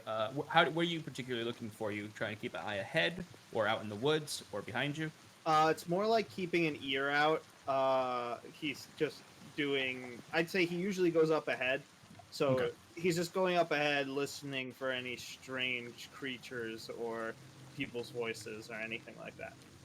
Yeah, absolutely. So he would hear up in the skeletal-like trees above, in these very tall, old mangroves. He would hear something is up there. There's something crawling through the tops of the trees. Something that is, you would hear a very low kind of like chuffing noise from, like a tiger makes, just sort of a... Like Predator. Yeah. And there are several of them up in the trees. And they're probably about 100 feet ahead. Huron with a double natural 20s. Well, it's really just. I know. You would know, but I like to kind of award that. It's kind of fun. But you would notice that this area is actually populated. You would notice, especially with that, you can kind of see through the fog that's kind of obscuring everyone else with the eyes of the moon. And you can see these little huts, these little houses that are on stilts, in pocking these landmarks. You would notice probably about like 200 feet from the road, kind of just barely noticing it through, you would see one of these stilted homes, and kind of like sitting on the porch, just sort of like hacking at one of these leech creatures. You would see a lizard folk is butchering one of these leech creatures. You can see they are, as opposed to the typical lizard folk you're all used to, these look more alligator-like. They've got longer snouts with more teeth in them. They're much more akin to an anthropomorphic alligator than the typical look of a lizard folk. Yeah, Not like a crocodile, but an alligator.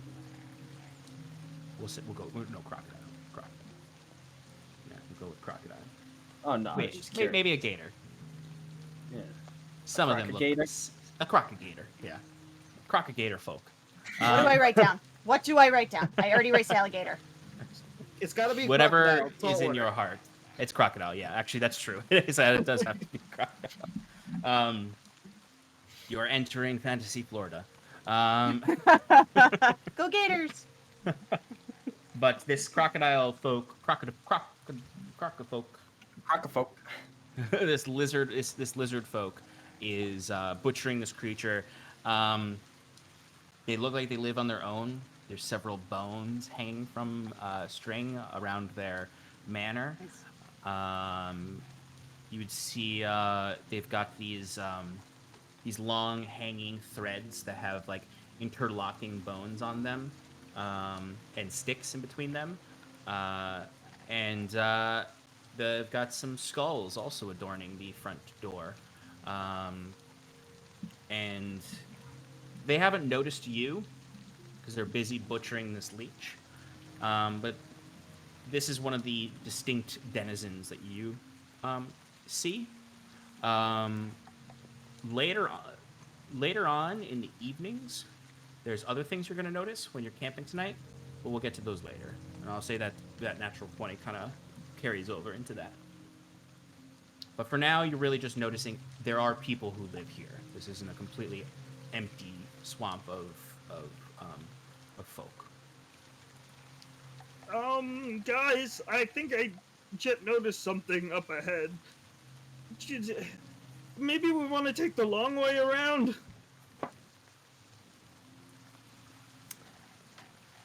I don't... Is there another way around? Looking around, there kind of isn't a long way around. This is the only, like, structured road through that has, like, the proper small bridges for carts to go over. Other pathways, you would be looking for a path through. Wiswick, I'm going straight. I'm not turning. I'm following the path. Otherwise, I think we'll get stuck. I guess we don't have any other choice. Just keep your head down for coming up. I don't know if these guys, whatever's up ahead, is friendly or not. They're in the trees. I'd say. Go ahead. I was gonna just pull my cloak over my head, my hood up, so I can hide my red hair. Okay. I'll say with Timber got a natural 20 also, right?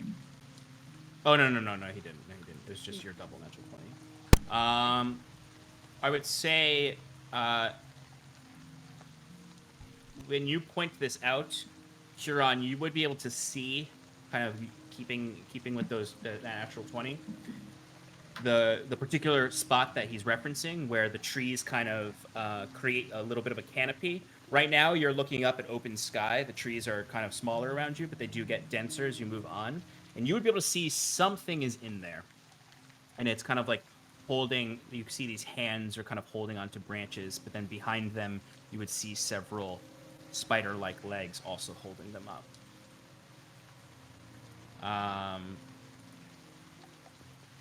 Kinda, you've never seen one of these before, but for your reference, it does look like a drider. I was okay. Huron's going to kind of to the party. Slow the pace a moment. Let me see if I can find out what's going on. I've noticed some strange lizard folk further in the swamps. This might be not necessarily a friendly individual, but someone that can be reasoned with.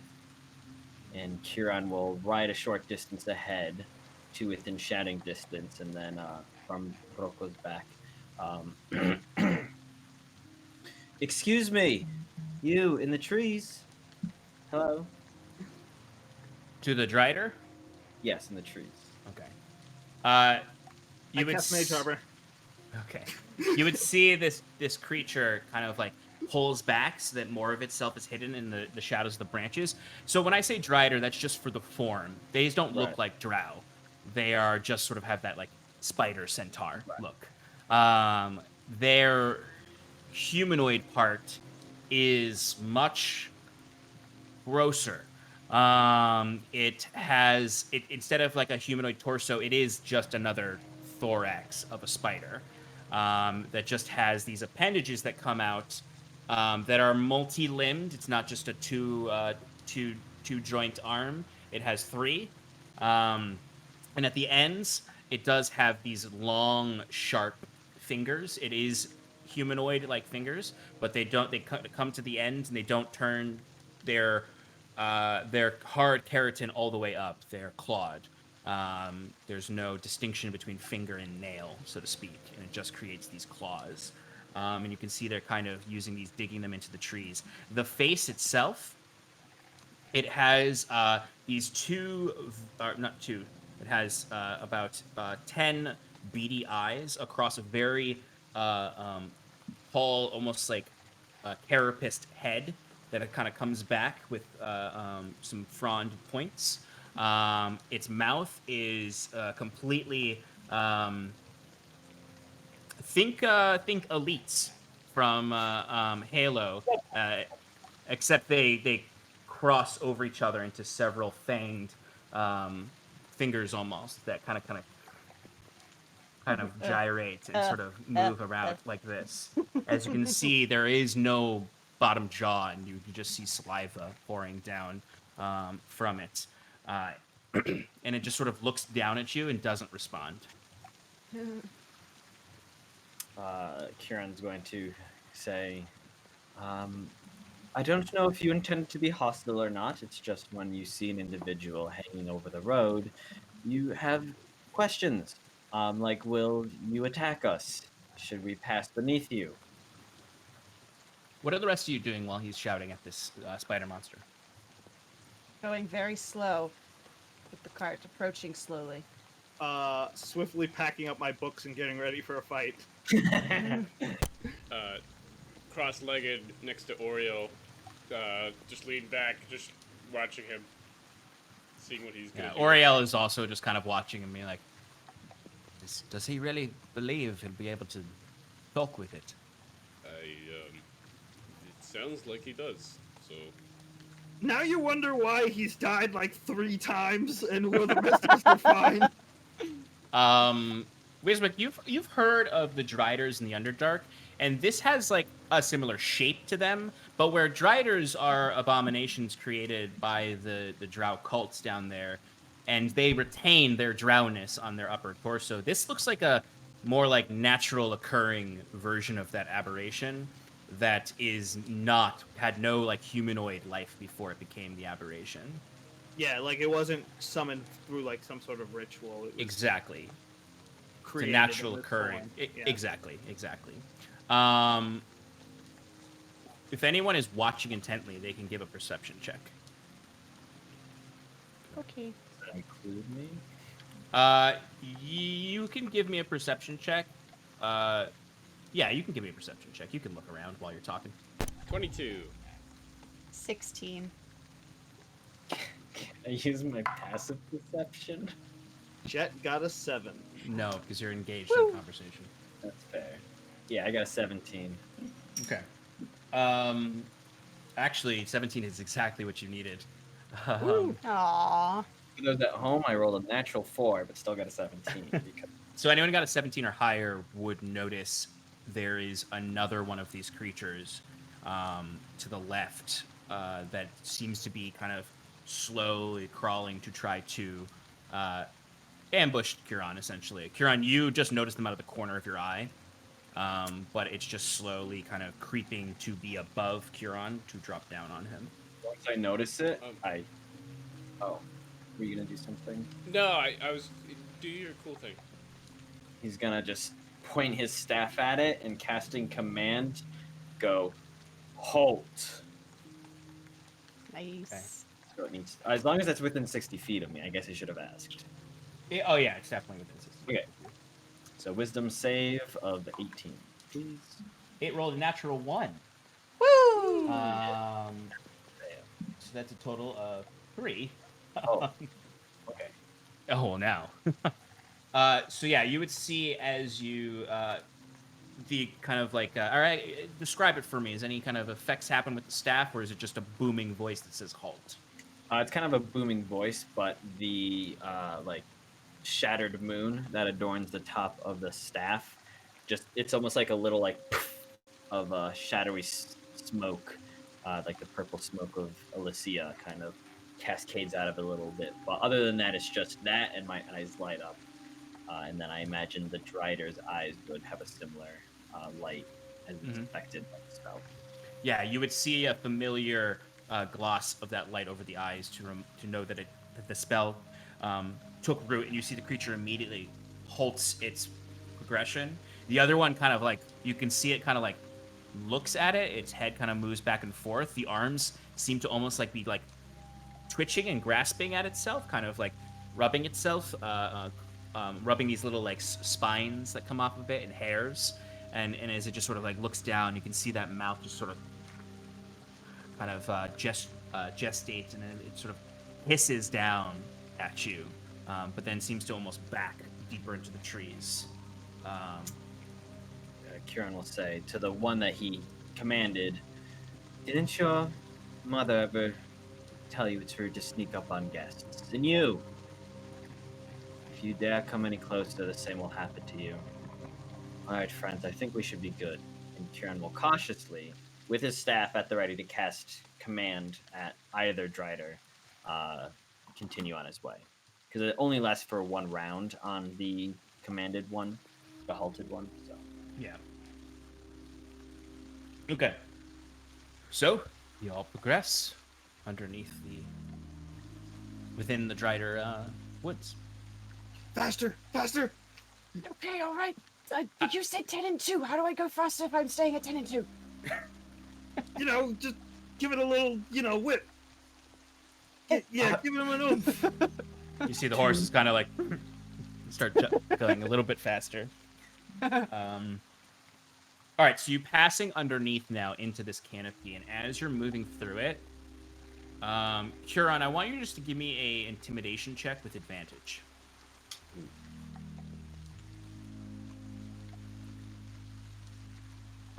By the way, just to describe these carriages you have right now, the interior of them has seating space, but it also has, they're not terribly big, and they are a little cramped, beds. It essentially has on either side 2 bunk beds, so 4 people can sleep in each one. Nice. And then it has a kind of like beneath those is like a seated area.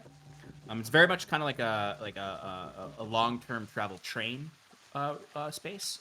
And then the most surprising part is that it has a magical like kitchen, essentially, where there's like an oven you can use, essentially, and like a stove top that's magical. Each one has this. You would all be able to smell that one of Oriel's retainers is in his cooking up some lunch. But what was your intimidation check? 16, sir. 16. All right, they are intimidated by you. You would notice, though, that they are keeping close eye on all of you as the carts are going through. And you would also now notice, all of you, as you're passing under this canopy, that there's way more than 2. That there are almost every tree has at least 1 in it. Some of them have 2 in there. One like larger one and one smaller one that's kind of like crawling around it. And you can also see dog-sized spiders are with them in the trees as well. If there's any kind of light source you have out right now, a torch, you could just see like thousands of eyes glittering in the dark trees above you. Wiswick's just behind Scarlet, like, what the hell are we doing? Keep going! Oh, I'm going! You're Easy. making me nervous! Easy. It's okay. You have a right to be nervous! You see how many there are up there! I think we're okay for now. I need you to stop talking. So, Hey, Visvik, you're following a man who's used to dying. what light sources do you guys actually have out? Because it is very I'll dark do a right produce. now. I'll do produce flame. It's the middle of the day, but like it feels like it's like 9 o'clock at night with the light sources here. It's a canopy. Exactly. I'll and it's the produce long flame. dark, so it's just an eclipsed sun providing light. And it's raining, so it's all clouded, so it's pretty fucking dark. All right. So. It's still, yeah. Anyway, you're passing through now, and as these creatures are above you, you would notice as you're moving, like, the only light is Scarlet's fire right now. And you're just sort of this small light in this dense swamp forest. And you would hear behind the cart as some of them have fallen from the trees. And they're just, like, following in the darkness behind the cart. Because Oriel's cart does, I'll say, has a lantern on it. So they never cross into the light. But if you turn and look behind you, you would see all their eyes in the darkness behind you. Don't like this. Kieran would head towards the back of the train, and then just like occasionally like send out a little sacred flame whenever one gets a little too close. Keep them at bay. Yeah, absolutely. Give me another intimidation check with advantage. This can go really poorly really quickly. There you go. That's gonna be a 5 for me, Sean. Woof. Okay. So as you're kind of holding up the train in the back, trying to keep them from following you all, like, it seems to you, Kieran, that they're a little more confident when you're in their actual territory. One of them, you see, as you kind of like burnt up some of the smaller ones and the spiders, you see kind of coming out of the darkness is one of these full driders. And seeing them in the trees, they looked smaller up in the trees. But as this one comes up, you can see it is towering over you. As it kind of comes up and just sort of like those two arms they have are excessively large. You realize now up close. And it kind of like pushes them both down on the ground in front of you. As that gross, phalangeed mouth comes down and just gets real close to you. As you can see, it opens up like Predator. A lot of Predator references for these monsters. And you hear that chuffing noise coming out from it as it's just getting close to you, those beady eyes staring directly into yours. What do you do? Gonna command it and just say, back. Okay. Oh, It's you a beast. charisma save, right? 18. Okay. Get to the chopper. You shall not. This one, he's a big boy.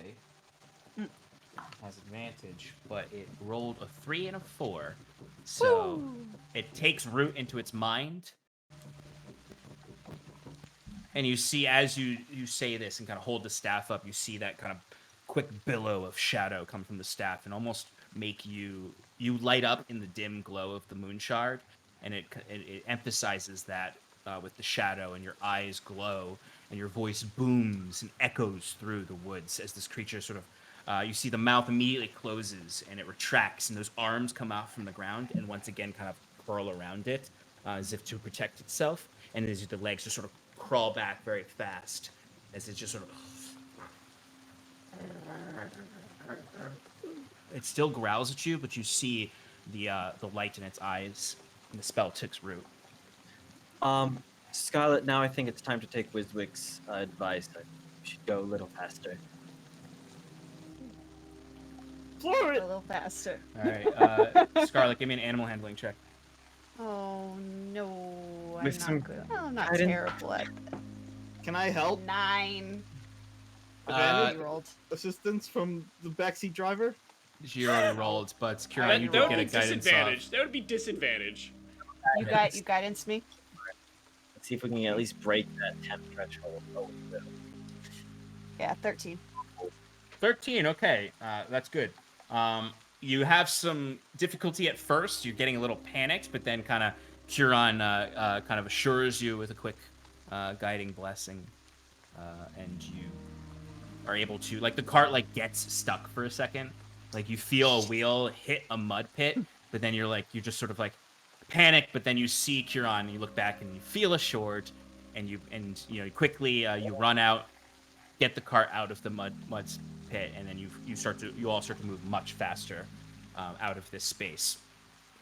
It feels like quite a while before you are safe, because they don't stop following you, but they do keep a greater distance than they did before. They're not as bold now that Huron has intimidated two of their larger bosses, so to speak.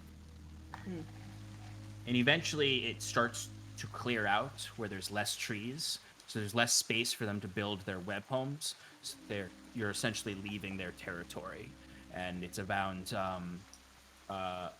late afternoon now. You do, though, have like a good 3 hours of stressful travel through their territory, where they don't stop following you or keeping their thousands of eyes on you.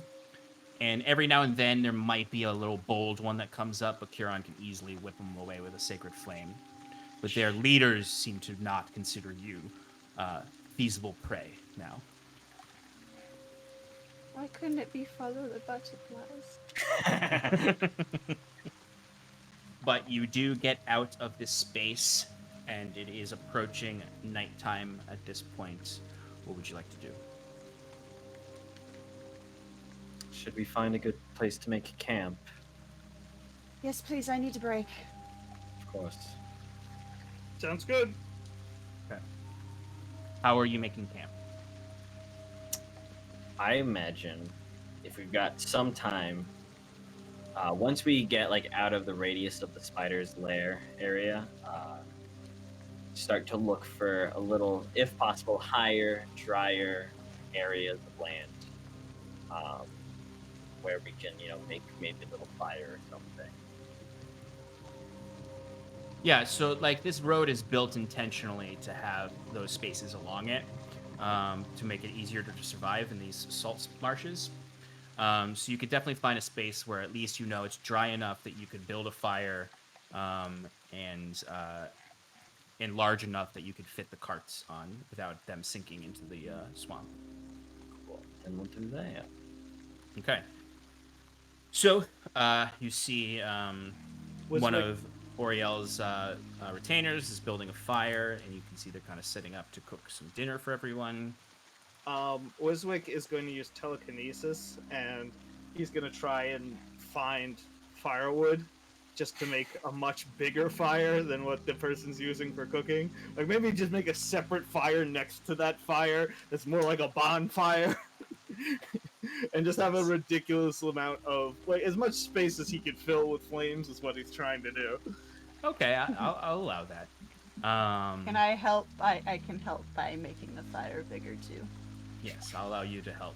As Wiswick finds suitable wood, you help get it ignited, because it is a little hard to get the wood here going, because it's all wet. We got magic. It'll work out eventually. Exactly. It takes a little while to get it going, but you get it going. What are the rest of you doing? Keeping watch. Yeah. Okay. So, There was probably You cooking, know- actually, but quickly enough, you do get a very simple dinner. That's just a little bit of hard meat and a porridge. Hearty. What's In in the porridge. porridge?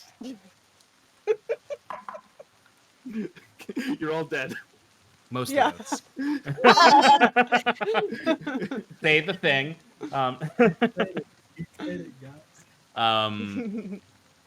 So you can start eating that. How are you keeping yourselves dry, and how are you resting for the evening? Huron, can you put up the dome? Of course.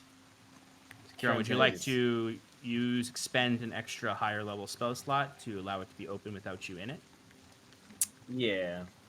Okay. Yeah, we'll do that, yeah. Okay. What are you doing with the horses? Wiswick is going to summon his golem and have it use its spell shaping, what do you call it, shape-shifting ability to kind of just change its shape from a big golem into more of a structure, and it's kind of gonna be like a little makeshift lean-to, where there's two walls and then a little angled roof, and he'll lead the horses under that. Okay. You can... what's the size of the golem again? Is it large? Yeah. but it's not like it's a large thing, but I'm making it thin. It's not a very like solid structure, and All it's right, probably I'll just allow like it to be a using- little bit bigger if it's just meant to be kind of like as thin as possible to protect them from the rain. Yeah. It's still pretty cramped for the horses because you all do have. Is it just roto for your horses and then the cart horses? Yeah. How many court horses do we have? That's a Two good each. question. There's 2 each. Oh, So cool. you have 5 horses total then. That's a lot of horses. Yeah, that probably wouldn't work. Yeah, it's definitely the kind of thing where like you see like 2 of the horses are like trying to be like get in there with it, but the other 3 are like, nah, we got dibs. Well, I got half the horses covered. Anybody else got some ideas?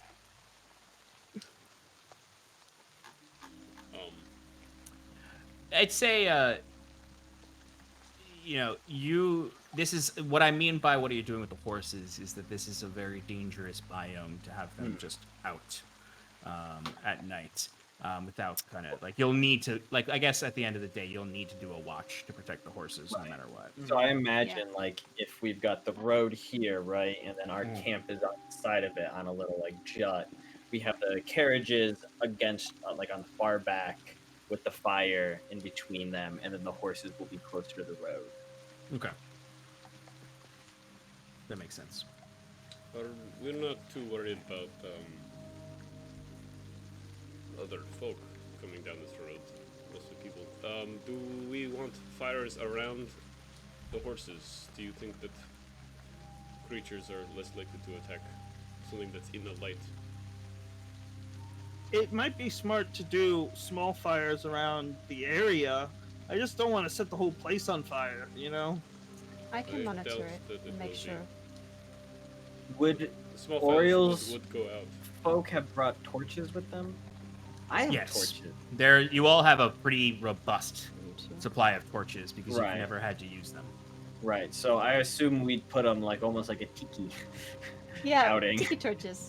Yeah. We would just put the torches, you The know, like perimeter two of in torches. The front, tribe perimeter has of torches. spoken. Okay. How many torches do you want to use? What is the area of this? Like, what is like the actual? Yeah, that's a good question. I'd say it's actually a pretty large area because you've got quite a lot that needs to be on there, and it's generally like a camping spot for anyone on the roads. There's enough space for like 3 parties to camp here. Okay. And you'd find like the old fire pits, like you could choose one of these camps Right. and build it. So where you've chosen your camp, I'd say it's about a 20-foot radius around that makes up kind of what is that campground. And there's 3 of those that are kind of all make up this whole space. So about 60 feet. 60 feet so- total, yeah. Right. So in that case, I imagine we do 6 torches. Or Two 3 by- torches. Right. Well, Or you know, 20 yeah, foot because they have radius. a 20-foot bright light radius. But why not do 2 at the front by the road, 2 mid, and 2 at the rear? Okay. And then we have That'll light up the whole space too. Yeah. Sounds good well, to me. Better to see it coming than Okay. Yep, for sure. not. Yeah, it's Um, hard to hide all these huge carts anyway. Like, we might as well be comfortable. Yes, my thoughts exactly. All right. What is the watch order? I'll go first. I'll go second. I'll take the last 2. I'll be Yeah. lazy bum. Does anyone want to double up? Okay. All right. Yeah. Timber's getting wasted. Timber should have stayed with me. My perception's garbage. All right. Wizbit, give me a perception check. Okay, I'm gonna roll for Jet as I have been doing.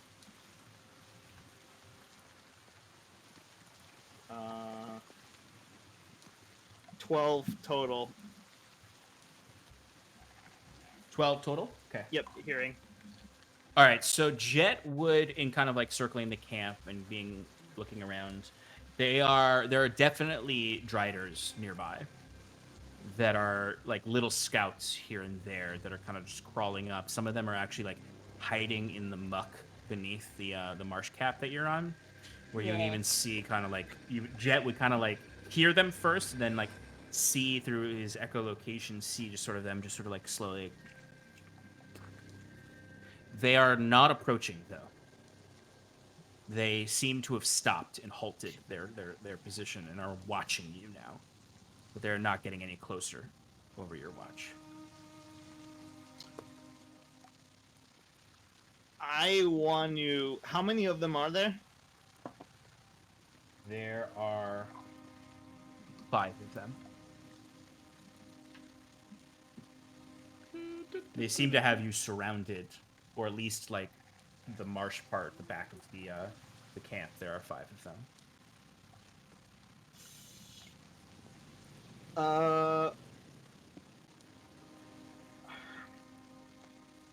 I'm going to cast arc bolts, and I'm going to Oh wait, hold on. Does this thing make a lot of noise?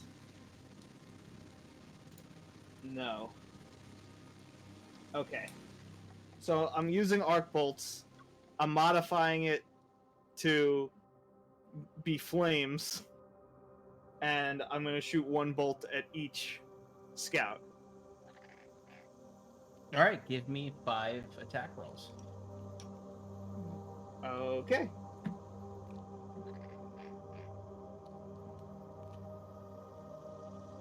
See, at this point, it's sort of the rain has reduced to kind of just a drizzle. It's no longer downpouring. Yeah, I figure that if we get rid of the scouts, they won't be able to provide information, or they might dissuade them from attacking us later in the night, because they won't know how many of us are there or information about us. All right. We'll go ahead and make those attack rolls. Yeah, I'm trying. I'm forgetting what I'm doing. You gotta... Yeah.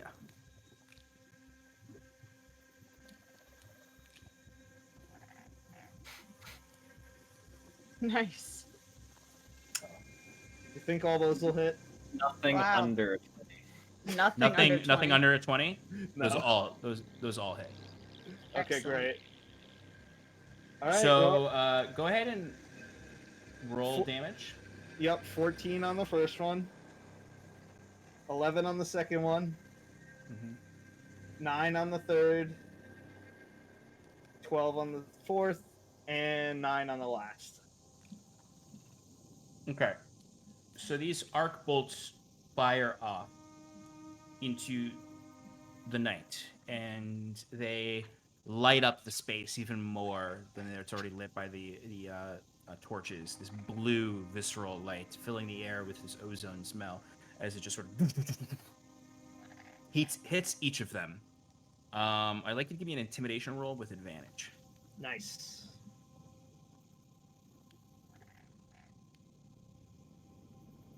$14. 14. Okay. You see 3 out of 5 of them scurry away and run. 2 of them stay, though. And you see they almost like stand up out of the water to show their full, massive height. They don't move forward, but they just want to show you that you've barely hurt them. And for a long moment, they just stare at you. His long arms kind of extending out and grabbing onto the trees. And they just stare at you. They don't move forward, but they make themselves fully known. The 2. 3 have run away. 2 stayed. It's the 2 that you got a 9 on the damage for. Mm-hmm. I just stare back at them and just shake my head. These stupid creatures, they don't even know when they're beat.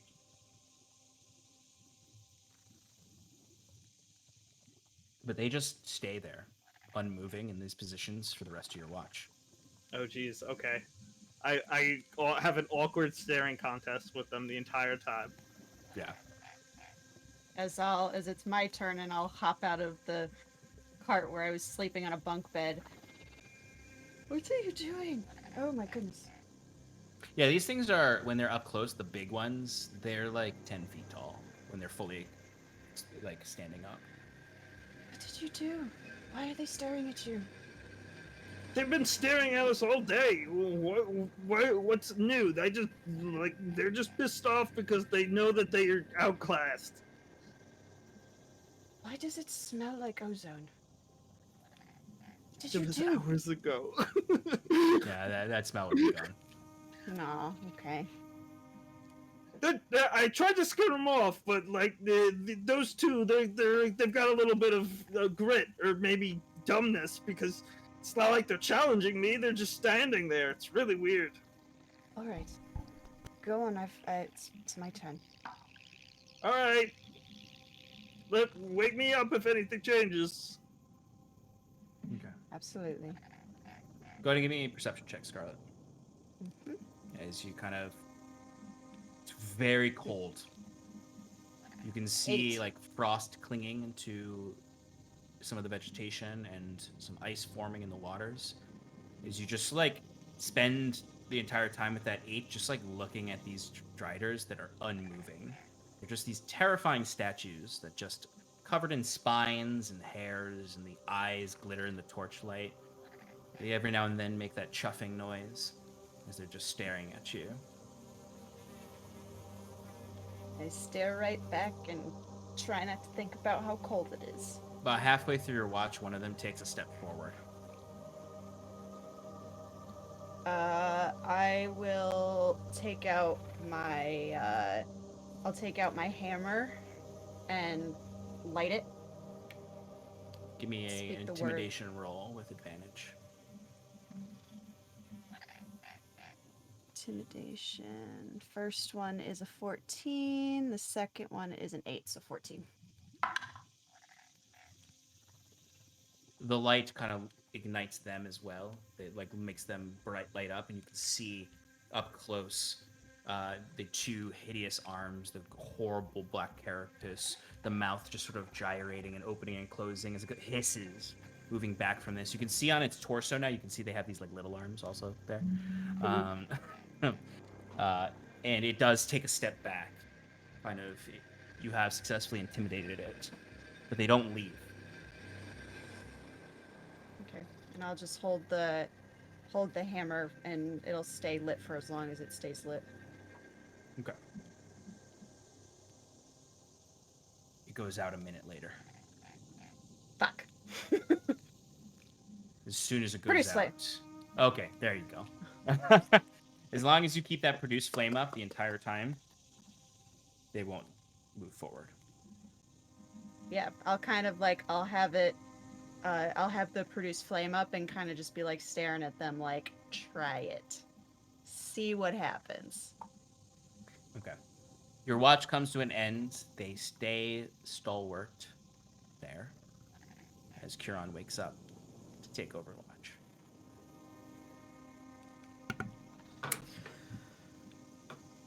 They're getting bold, Kieran.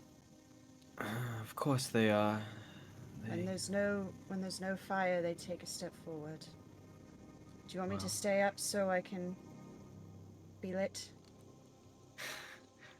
Kieran's going to tap his staff down on the ground and just like send out like a burst of radiant flame from the tip of it, and goes, "I appreciate the offer, Scarlet, but I believe the magics of Iluvania will protect us well enough tonight. Through to the Right. dawn." Well, let me know Of course, I You- appreciate it. if you need me. Good night. Sleep well. All right. Huron, give me your perception check for your watch. All right. When does eyes reset? For short rest. Ooh. All right, I'll use that.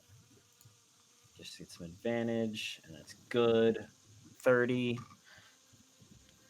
Jesus. Okay. Your radiant flames very easily keep them from approaching. If anything, it frightens them more than the normal fire, and about halfway through your watch, you do notice these two start to retreat. And you're left just with the kind of foggy remaining light of of the night. With a 30, you would notice a peculiar sight in the distance after these spiders have left. Out in the foggy, moonlit waters of the lagoon, you would see a humanoid figure. Out in the lagoon? Mm-hmm. About how far away? I'd say about 150 feet. Okay. They seem to be almost walking on the water. They are probably about 6 or 7 feet tall, maybe even 8, approaching 8. They have a little light in front of them that is it looks like a white fire. And you see that it's held between 2 hands that are peeking out from a vibrant designed cloak that is black and white, but it has several kind of like designs woven into it. You see a third hand hovering over that fire. So there's 3 hands, and then another hand, a fourth hand kind of holding a staff that you see dips deep into the water. This cloak over them covers their entire body. At the head, you would see what looks like a goat's head with these 2 horns that come straight up and then dip backwards behind it. And you see this goat figure has 3 eyes and this long tail that kind of weaves around a little tuft of fur at the end. Did Stuff someone on. forget to tell me that it's like Nightmare Night or something? Like, damn. I guess they're called the Flins for a reason.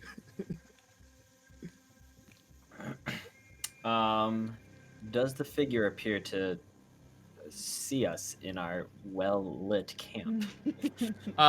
When you look out, you would notice it occasionally kind of like turn its head and look at you. It looks deeply distracted almost, as it's just sort of like the 3 hands are hovering around this orb of light that seems to be like probably magically keeping them lifted as they're walking.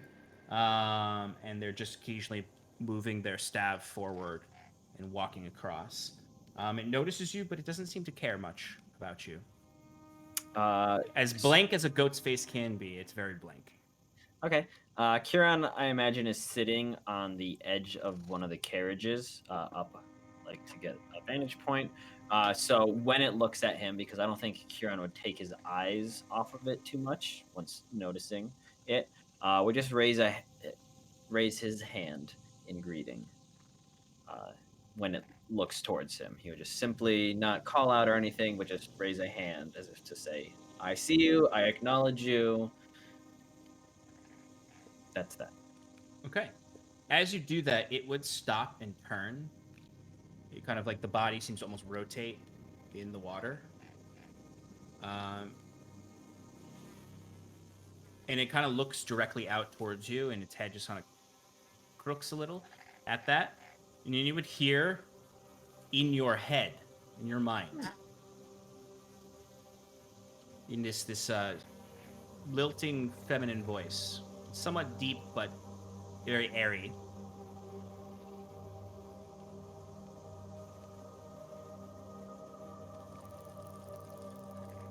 Welcome to the Gabrari swamplands, traveler.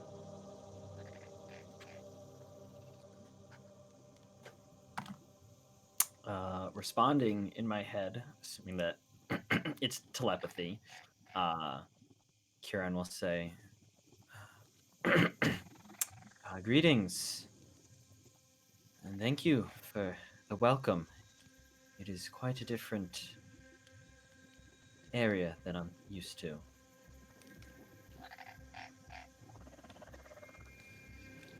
Would you like to know a fortune, traveler? By all means.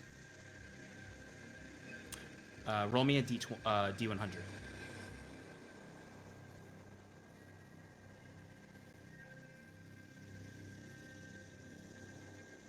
It's gonna be a 50 on the dot. Nice. Excellent. Is it?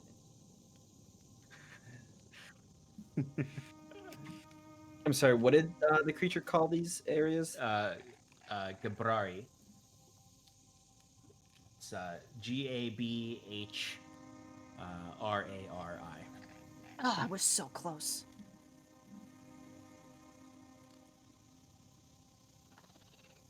Is it Gibrari or Gibrari? Gabrari. Oh. Gabrari, yeah. You see, as you accept the fortune, the three hands holding the flame sort of raise up, and they go.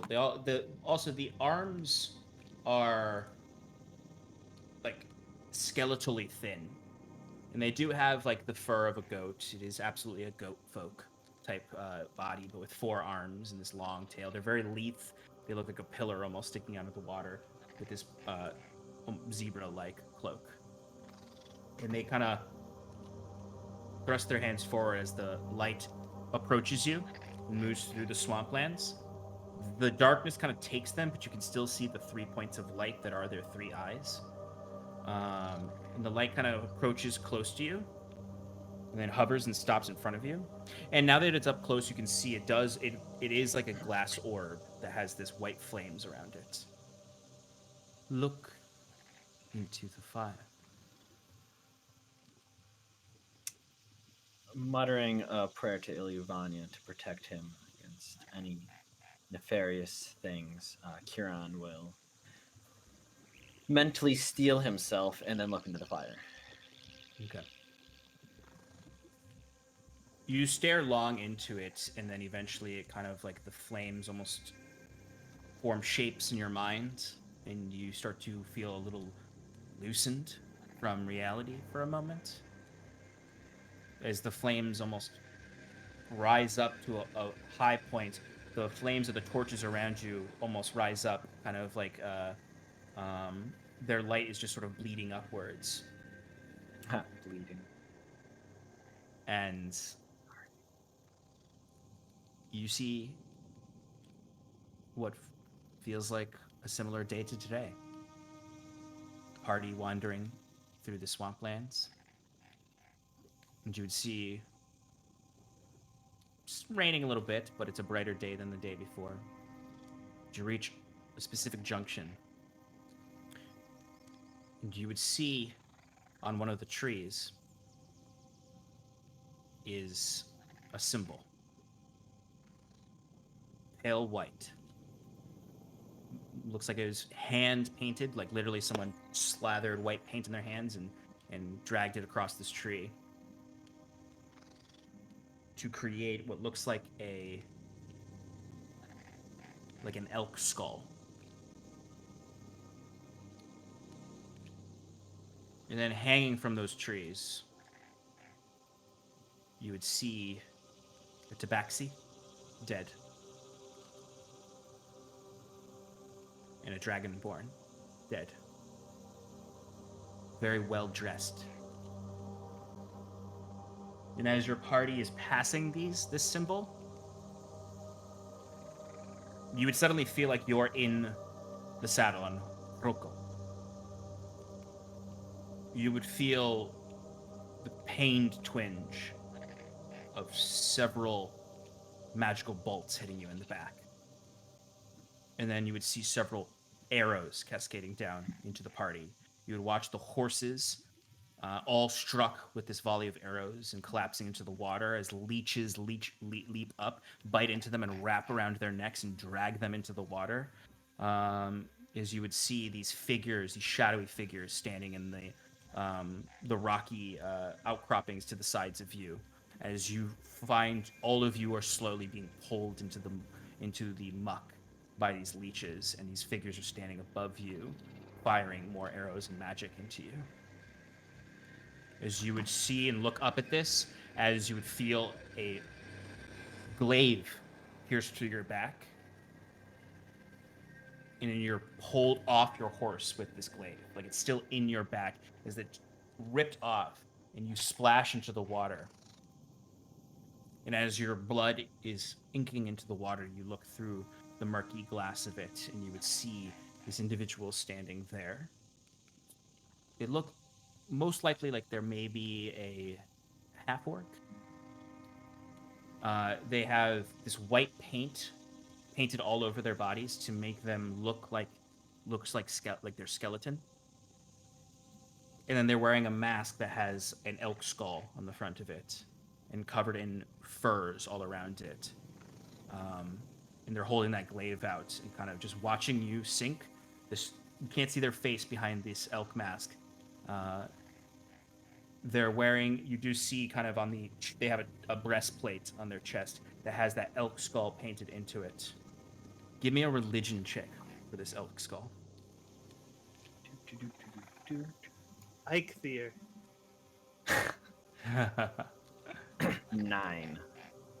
Okay. Oh, a 9. Never mind.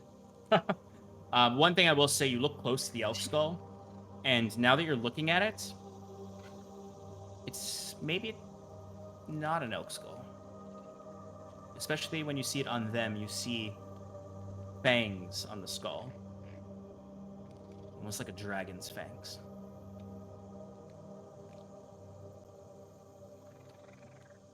And then you come out of this vision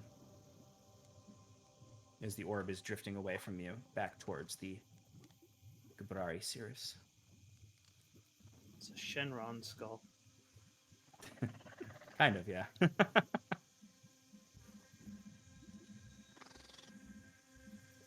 Thank you, stranger, Kieran says, shouting out now.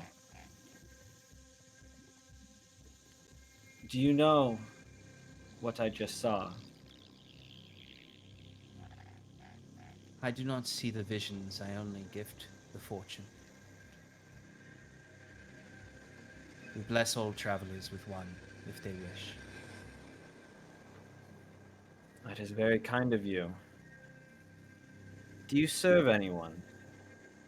A higher power of sorts? We know no higher powers, only fortune. I think I once heard they say, fortune favors the bold. Do you agree with that?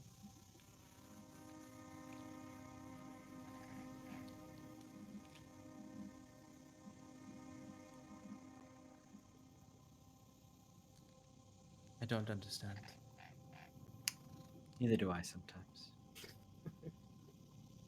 We've been blessed with one fortune from the Gabrari. Safe travels. And to you, Gibrari. She turns and slowly starts to drift over the swamps again. For a moment, you're like, did any of this even happen? Am I still sleeping? By the Crescent Hut. I don't know what they put in that food. I ask for What's out? Weren't you vegetarian. paying attention? But the rest of your watch goes on with no disturbances. Occasionally notice the little light in the distance that is the Gabrari orb. The black star rises, and the next day is upon you. As the rest of the party awakens, as I imagine we're having some breakfast, Kieran will enlighten the party to what happened. So he'll say, well, Scarlet, as I said, a little sacred flame from Iluvania and those Driders were scared off right quick. However, after that I met a very strange individual. Oh. Oriel, or any of your many retainers, maybe you can help us. What do you know about these swamps? I believe they may be called the Gibrari swamps?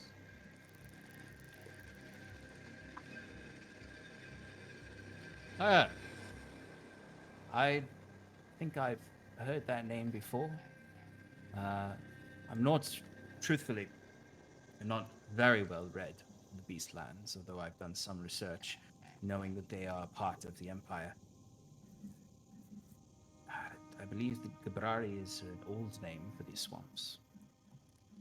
I don't believe it called by that name anymore. It's mostly they're known for Nephradala being in the center. I think they're just known for most folk as the Nephradalian marshlands. But Cabrari, I believe, may be an old name for these lands. I've not heard of the creature you're describing before. Yes, it showed me a vision. It asked me if I wished to receive a fortune, and who am I to turn down a free reading? You know, doesn't cost me any incense.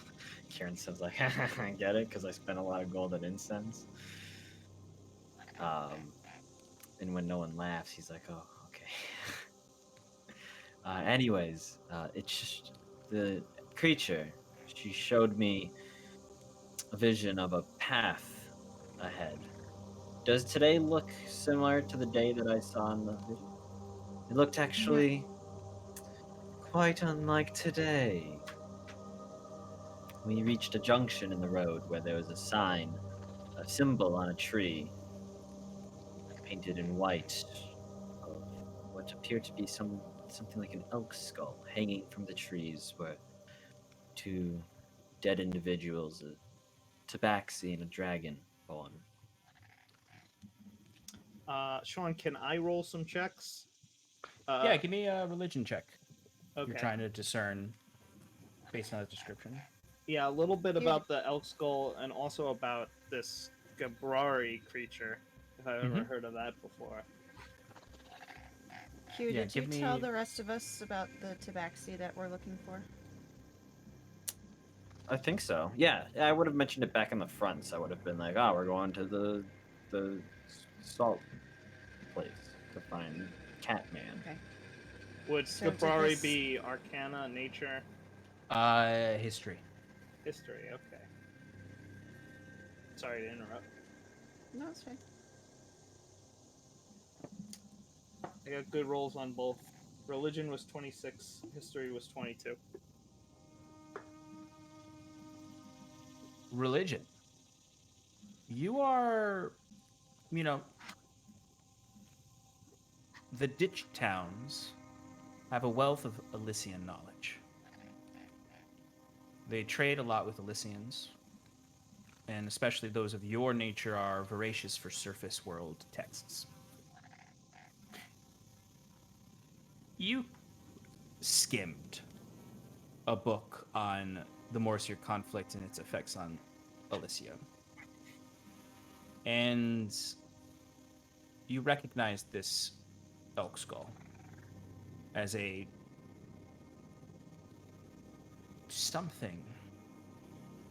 symbol of some cult. You don't know the name of the cult, but you know that was a symbol for some kind of cult that was active in Elysia a long time ago.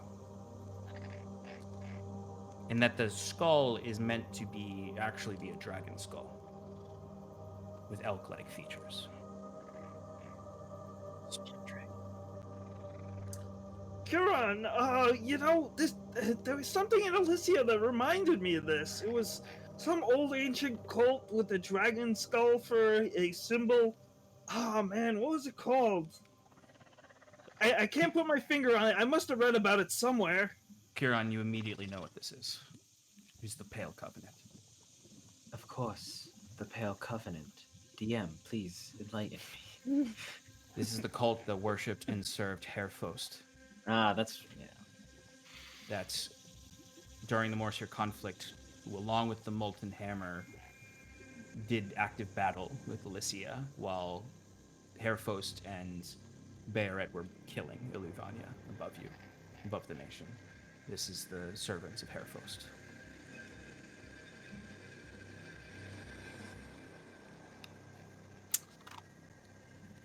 by the Crescent Heart.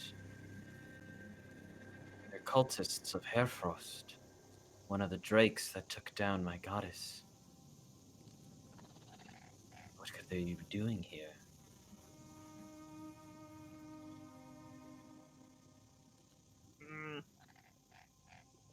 Probably hiding from the world. the cultists usually get a pretty bad rep unless you're hidden somewhere far away, like underground or in a spooky forest filled with spiders. They might be guarding what we're looking for. No, what we're looking for is further south in the fields of glass. This is something may be afoot in these swamps. If agents of Hairfrost are planning to ambush us, well, I assume they're just ambushing any travelers. Who knows if it has any correlation to our party, personally. Also, we'll just need to be on our guard as we continue. Maybe pass through quickly, if we can. Wait, didn't you say that this is a vision that you had? It was a fortune given to me by that Cirrus. Like a cookie, or is it like a vision? Oh, what was the history check, Uzbek? Yeah, history check was somebody tell me. Oh God, it's I not think it was showing up. 22. Thank you. 26. History No. was 22. Nothing. You don't remember anything about Gabrari? Okay. I mean, we got one of them.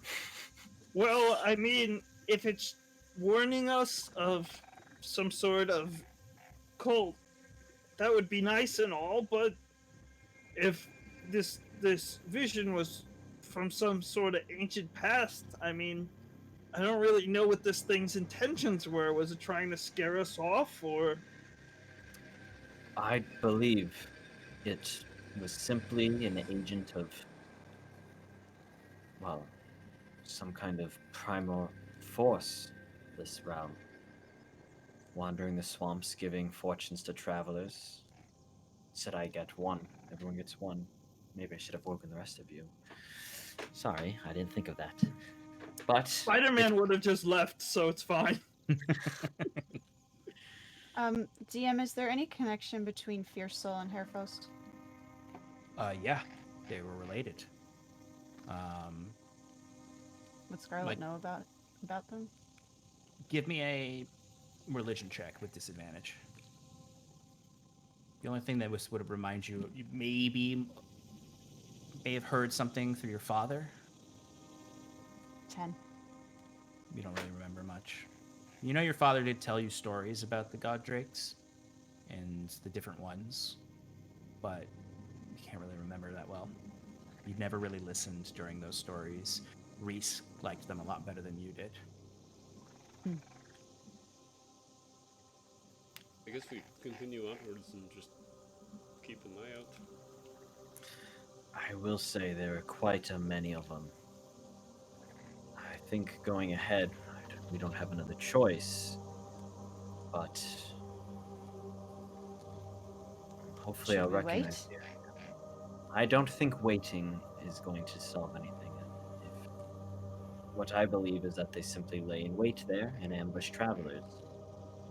So we will either have to go through cleverly, somehow, or prepare for a fight. Would we have I everybody go on one cart and then have a one decoy cart? How many retainers does Oriel have? He has 2. Okay. I've heard stories about this strike. I didn't really pay attention, but I don't know if having my hammer visible would placate them at all, or if that would just make them angrier. I don't know. If they Having the recognize the symbol. power of Iluvania within me, I don't know if anything we do will distract them from that. It's worth a shot. It is. Well, let's continue our journey. Who knows? This could be simply a crazy coon of the swamps trying to crone, excuse me. Crazy crone of the swamps trying to scare off travelers. did you get any other information, like, how much further the swamp goes, or? That's not how these kind of things work. I met a very strange individual. Did I mention she had 4 arms and 3 eyes, the goat of a head and a tail? Did I mention My that? goodness. Yeah, but I mean, like, if that were me, I'd probably just shoot first, ask questions later. I get it, but you seem to be all chummy with her, so I figured that, like, maybe you had some, like, advice or, suggestions that could help us, other than some vague vision. Like, come on, man. You I should- was offered 1 fortune, and I received 1 fortune. When I didn't see point in asking more. As we've come to learn, visions from anyone not always come out the way we think they are to be. What about the victims in your vision? Did you recognize any of them, or? Oh, it was Yes, us. I was wondering. Wait, it was No, actually the- us? You mentioned like a tabaxi hanging. Yeah. I I wondered if that tabaxi looked like the one that you'd seen before. No, this one was very well dressed, wealthy clothing. Same with the Dragonborn. Tabaxi, in my vision from Ilyvania, was more humble in their garb. Yeah, I think I misunderstood that. Like, it was actually like you were physically you in the vision, and you saw us getting killed. Okay. I saw our carriages. I was on Rocco's back. Yeah. Okay. So, you're going to continue through, moving forward. There really isn't another path, Yeah. fortunately. You go carefully. Huron will ride at the head, being very observant for any signs of, if he recalls any of the scenery from his vision. Yeah, give me a perception check. What do the rest of you want to do? How many hours of spelling have I done so far? I know there's been a lot of distractions. I mean, you had a day where you weren't driving the cart. There were quite a few distractions. So I'll say... Well, I need a total of 24 hours of study time in order to get both spells. I'll say you were able to get at least 4 hours of studying before it got real irksome and dangerous. Okay, so can't prepare any of those spells. That's fine. But as far as what are the rest of you doing, Shannon, you're gonna need to or Scarlet, you're gonna need to give me another cart driving check. I'm just Okay. gonna summon my golem and have him walk alongside the cart as well. Okay. Is that animal handling? Yeah, we'll do animal handling or survival, whichever one you prefer. Oh, got a 4. Okay. I have my hammer out too, just kind of like Yeah. it's visible. Yeah. Kieran, what'd you get in that perception check? 30. Timber, are you doing anything? Timber's gonna sit on top of a cart and observe. Okay, go ahead and give me a perception check.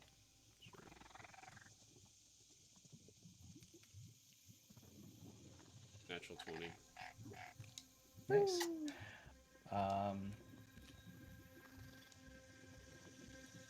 Okay. So you're going through the path. Huron, about 3 hours into the journey, you start to recognize landscapes. You notice that there's more of these. You notice there's a lot of those. What do you call them? What did I call them? What was that flower I gave you that had the flesh part to it? Oh, Devil. the devil's blood leaf. But yeah. Yeah, you start to notice there's a lot of these devil's bloodleaf flowers around. A lot of these carnivorous plants that you did notice in that vision. And that there's these high calcified salt basins around the several marsh caps that were prevalent in the vision. and it feels like it's the time of day.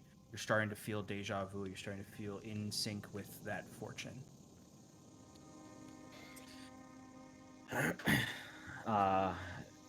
Slowing down a bit to let the carts catch up, Kieran will turn back and goes, I believe we are nearing the place now. As you're moving forward, the carts are having increasingly difficult time on the road. This area seems to have flooded a little bit recently, and the planks of wood that have been laid out have been dislodged a little, so the carts are getting stuck here and there as you're moving through. Timber, with that natural 20, you would notice every now and then, I mean, you're all on high alert, and anytime like a raven shoots through the trees, you all dart your heads.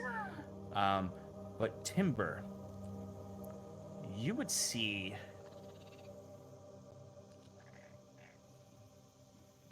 perched up in one of the trees. At first, you think it's a white raven. And then upon looking closer, it's completely skeletal. Raven. With just these little points of light in the eye sockets. Barely noticeable, but with that natural 20, you just see it. Is that creature familiar to me? It's not familiar to you, but it's definitely unusual. And it is watching you. I mage hand tap Huron on the shoulder and point in that direction. Mage hand.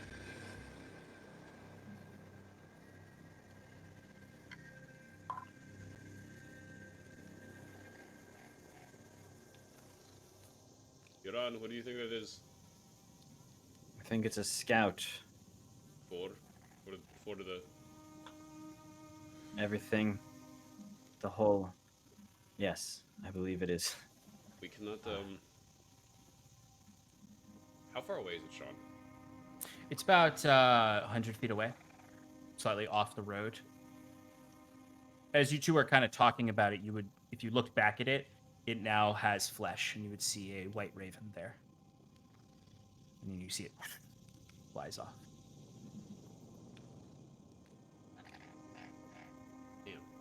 Damn.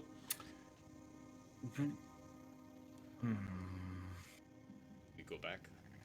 What do we journey forward? Kieran, another thing you notice in your vision, just to continue with landscapes that you could recognize, there was a ruined, stilted home that was like overgrown with moss that some of the attackers were coming out of. And I see that here. Not yet. But you're like, from your vision, you're like 10 minutes away from the point of attack.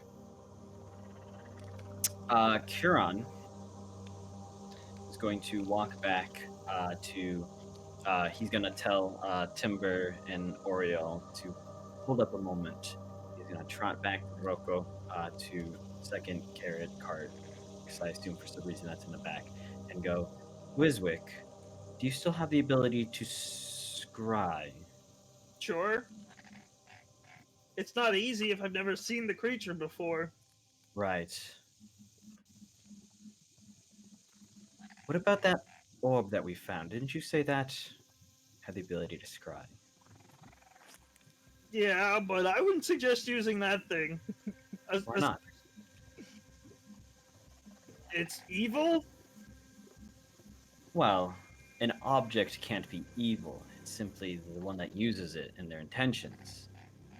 Look, you have visions like every single day. Can't I have one thing, Kieran? I'm trying to help you out here, honestly.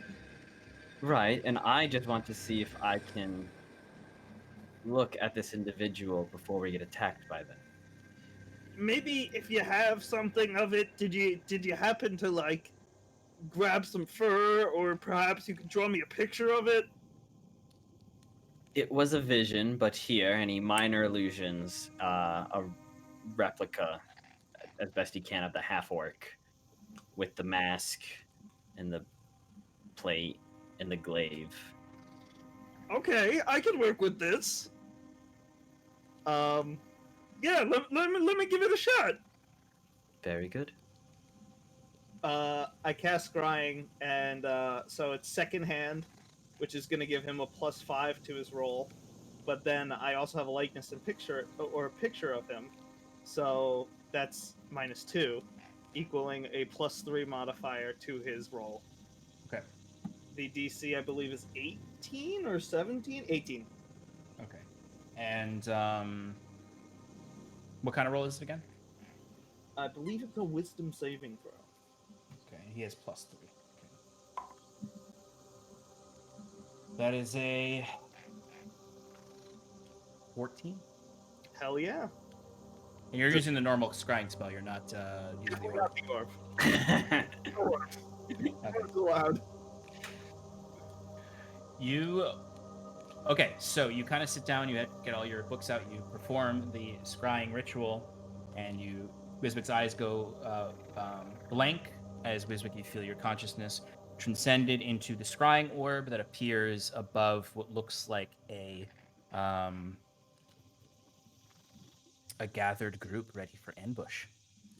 You would see this individual sitting kind of a little ways away.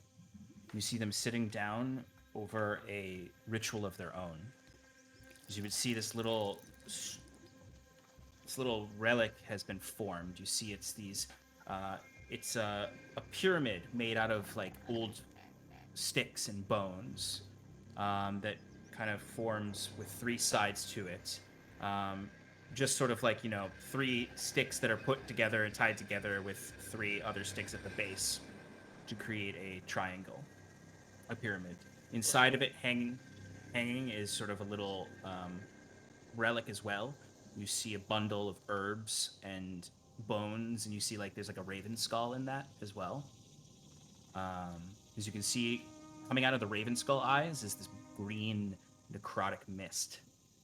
As you can see, the figure is just sort of cross-legged, sitting in front of it, hands on their knees. You see the glaive is stabbed into the ground. You can now see it. The glaive, the actual like hilt of the glaive looks like it's also made from bones. You can see the elk drake skull on the breastplate, and you can sort of just hear them breathing deeply as this green noxious fume is going under the mask and into them, where they're inhaling it. And then suddenly you see the fetish inside burn away as that raven returns and lands on their shoulder. Around them, you'd see there are other cultists with similar armor and elk skull masks. And then you would just hear kind of a rattling, and you would see undead archers just sort of like wandering their camp. And anytime they kind of wander off too far, you see one of the cultists kind of raise their hand, and you see this pale white magic flutter around it. And the zombie kind of and walks back. How many of them are there? In this spot here, there are 12 undead archers and 5 cultists. Including the one that I was scrying on. Yes. I relay this information to Kieran. I'd say, Yeah, we're severely outnumbered. If we're gonna go into a combat with these people, we're gonna need, at least the element of surprise, which is already lost because that ritual must have been some sort of familiar detection magic. They know where we are and they're ready to attack. So we've got to make tracks. Really, they're gonna be on us soon. I'd imagine. I don't know how close they were, but Well, as I said in the fortune I was given, they ambushed us at that junction in the road. There was in the vision there was a structure that some of them attacked from. Was that where you saw these cultists? Give me a quick retroactive perception check, Wisbek, to see if you noticed some of the surrounding area. sure. It's not a very high DC, about a 13. I think I could talk while I'm still scrying as well, so I could. Oh, actually, no, yeah. Let's say that this is, yeah, you're still scrying. So still give me that perception check. 7. What is it? A 7. Hard to see. You're kind of, your vision just doesn't, you're a little bit obscured by the tree line as well. They seem to be in a position getting ready to go to the ambush points. They were kind of lazing around. They're all kind of like seated, waiting for this head cultist to come out of the ritual that he was casting. And they're probably now, and you would see them now, kind of preparing for the ambush. I think a bug got stuck on my the lens of my scrying orb. I Sure, can't sure. really see. It's actually, it would be such a very funny like way for a scrying orb to get obscured. Is literally there's like you see like a monkey comes up and just sort of like looking at it, like some kind of monkey breed that like inherently has true sight, but it's just a monkey, so it doesn't matter. But it sees the orb. It's a good magic creature. We gotta add that to the book. Yep. I You can harvest their eyes to make potions of true seeing. But you gotta kill him. Adorable monkey to get him. Well, they're very annoying, I'm sure, for anybody who's scrying. That's primarily how people know about them and don't just think they're normal monkeys. Is there's these wizards who are just like fucking true sight monkeys because they're prone to grab the scrying orb and run away. I've decided that's what happened. All right.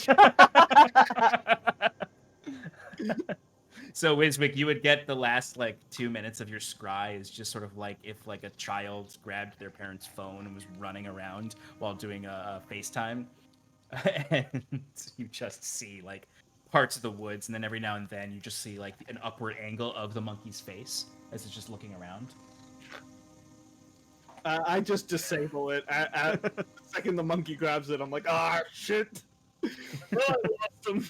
I didn't see anything. But you do know that they are roughly 10 minutes ahead of you, and that they know you're coming, and that they are prepared, and they're getting into position to ambush you. Yeah. So they know we're here. We know they're ahead of us. There's no way that we can avoid them unless we start running backwards. Do you want to just set up a line of defense here? That might change the future, because they murdered us in their base, right? So if I don't think it's their base. I think it's simply an ambush spot in their territory. Vizek, can you make any sort of magical traps of any sort? I could whip something up. I can make the ground more stable or loose with my transmute earth. So if we send in a decoy cart with somebody who's, obviously bait. Why do you want to give up a cart? If I could make a suggestion, Cast invisibility? the rest of you, I'll act as the bait. I'll go forward on Rocco, and when they ambush me, I'll have a spell prepared. It's called Blade Barrier, and it will cut them to pieces should they try to attack me. It also gives me 3/4 cover if they try to shoot at me through it. While they're distracted with me as trying to get through that, will be extremely difficult for them. The rest of you can move around the flanks using whatever methods you deem necessary. Wiswick, I'm sure a fireball would go well here, but I don't want to tell you how to do your job. Especially if you hit the structure that a lot of them might be in. You sure Timber isn't a better distraction? I mean, he could literally grab those arrows out of the air, right? When Whatever he's we got, think is 12 plus arrows coming at him at once. The reason I say that we need decoy is that they witnessed us already. They know what we Right. have, so we can't play like we don't have a cart or anything. That's fair. Is there any way that we could pretend that we're cult sympathizers? I don't think we're going to talk our way out of this one, unfortunately. Yeah, if this creepy goat demon is anyone to be trusted, we better prepare for a fight. They have Wizard's mentality. Shoot first, ask questions later.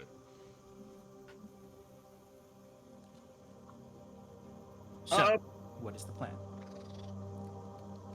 Kiran, do you want to be bait? Or do you want me to? I don't more- like the idea of Kiran being bait, but that sounds like a powerful spell. Should I go in on the carriage then? Just so that they, are more prone to attack. Do you want one of us to be in the cart with you so that you have backup? I think backup is a good idea in this situation, yes. I think can be I in the would cart prefer with to you. flank. That makes sense. So you all can be inside the cart also. Right. You know? Right. Yeah. But the idea here is that, they're all focused on us while, the rest Get of the rid of team the is out. outside, yeah. Right. I think that distractions, if we're doing the distraction plan, you need to have some sort of escape route, right? 'Cause Yes, it's everybody killing all the cultists. Why are you always in suicide mission, Huron? You gotta have policies like retention issues. Like, what about your plan B? You got a plan B besides what if you can't kill them? You just die and that's it. Well, my plan B is actually you and Kaze on the outside dealing with them. My original plan was just to stride forward and hope that the blade barrier and some other magics would be good enough. All right, Mr. Fancy Pants, going up against 20 some. What was it? 17 creatures. I don't know, you saw them, not me. I can also make the... I mean, I don't know how effective it's going to be, but I can make the earth more difficult for them. That could be helpful. My blade barrier already creates difficult terrain. If they're then met with more difficult terrain, it'll keep them slowed down. And I can, as long as I can see where I'm casting it, I believe. So what we It's at this point that you would all start to hear call and response raven cause in the distance. turn all the area in front of us to mud. When they try and transfer over it, I'll convert it into rock, trapping them there. I think it's time we go. Yes, Kiran, good luck. I'll be at your side Be safe.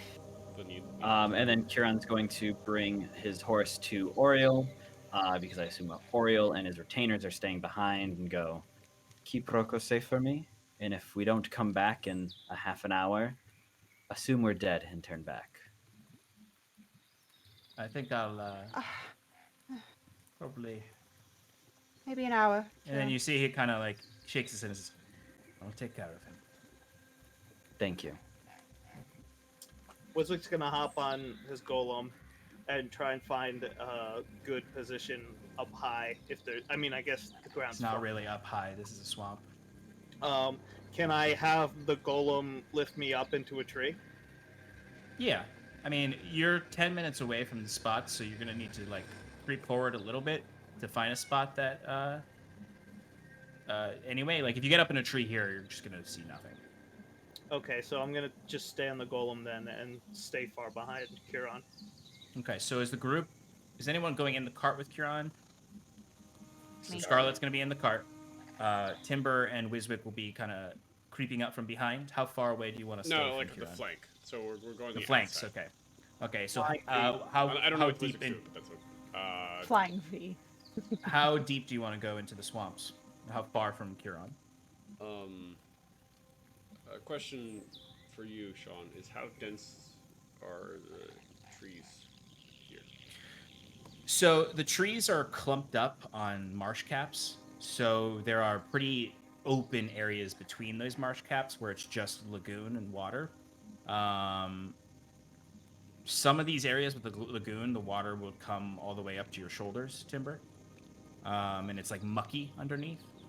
But there's kind of clusters of dense tree cover and then open space between them that creates these sort of very narrow canopies where the trees don't touch. You've ever looked up in a forest and seen kind of like the crack of light because the trees won't completely touch each other. That's kind of what's above you. Okay. Yeah, because I would like to, and it's the afternoon. What time of day is Yeah. it? Okay. Yeah, it's But- early afternoon. but we It's probably have- around like 2 o'clock. And is it kind of dark? Where Dim light everywhere. dim light everywhere? Okay. Close within the clusters of trees, it can get as dark as complete darkness. Okay. But for the most part, but under this, the long dark on top of this, it's all dim light in this swamp. Well, even in dim light, I'll blink to the trees, and Great. and Perfect. and probably maintain like I'd say like 100 feet away. Okay. I was gonna say 80, so 100's fine. Okay. All right. And anything else before you start to head up? Mage armor. I summoned the golem already, so invisibility is not gonna help. Yeah, just mage armor then. I have Earth Tremor prepped. Any other prep that anyone would like to do? I give Scarlet one healing potion in case Mr. Man goes down. I don't know who you're Thank you. talking about. Thank you, Timbo. Scarlet, would you Um, like to have sharpened your blade before you guys got to this point? Yes, please. Okay, I'll allow it this one time. Thank you. Right and no. Can I also have Earth Tremor prepped, or is that too much? Wait until we actually get to the ambush spot, and then you can hold actions if you'd like. Great. Okay, so as Kiran takes the reins of the cart, you notice the cracks of thunder in the distance as a light rain begins to fall around you. You can hear it kind of pattering against Kiran's armor as inside the cart. Scarlet, you are alone in this ostentatious cart, and it feels terrifying. This space of comfort is now this, one could say, coffin, potentially. But probably not. Yeah. Probably not. We're probably gonna be fine. As you are approaching Kiran, you start to notice things from your vision. Distinct trees, distinct rock formations, those salt caps. Timber and Wiswick, give me stealth checks as you're approaching from a distance. Any rocks nearby? Oh, yes. I would be casting Pass Without Trace. Pass without trace. Yeah. Okay. You don't get the benefit of that, Wiswick, though, because you're on the other side of Kiran. So it's a straight roll for you, Wiswick. Woof. All right, what'd you get? The golem got a 16. I got a 9. Whispering directions. No, not there. Which side of Kiran are each of you on? I'll be on the left.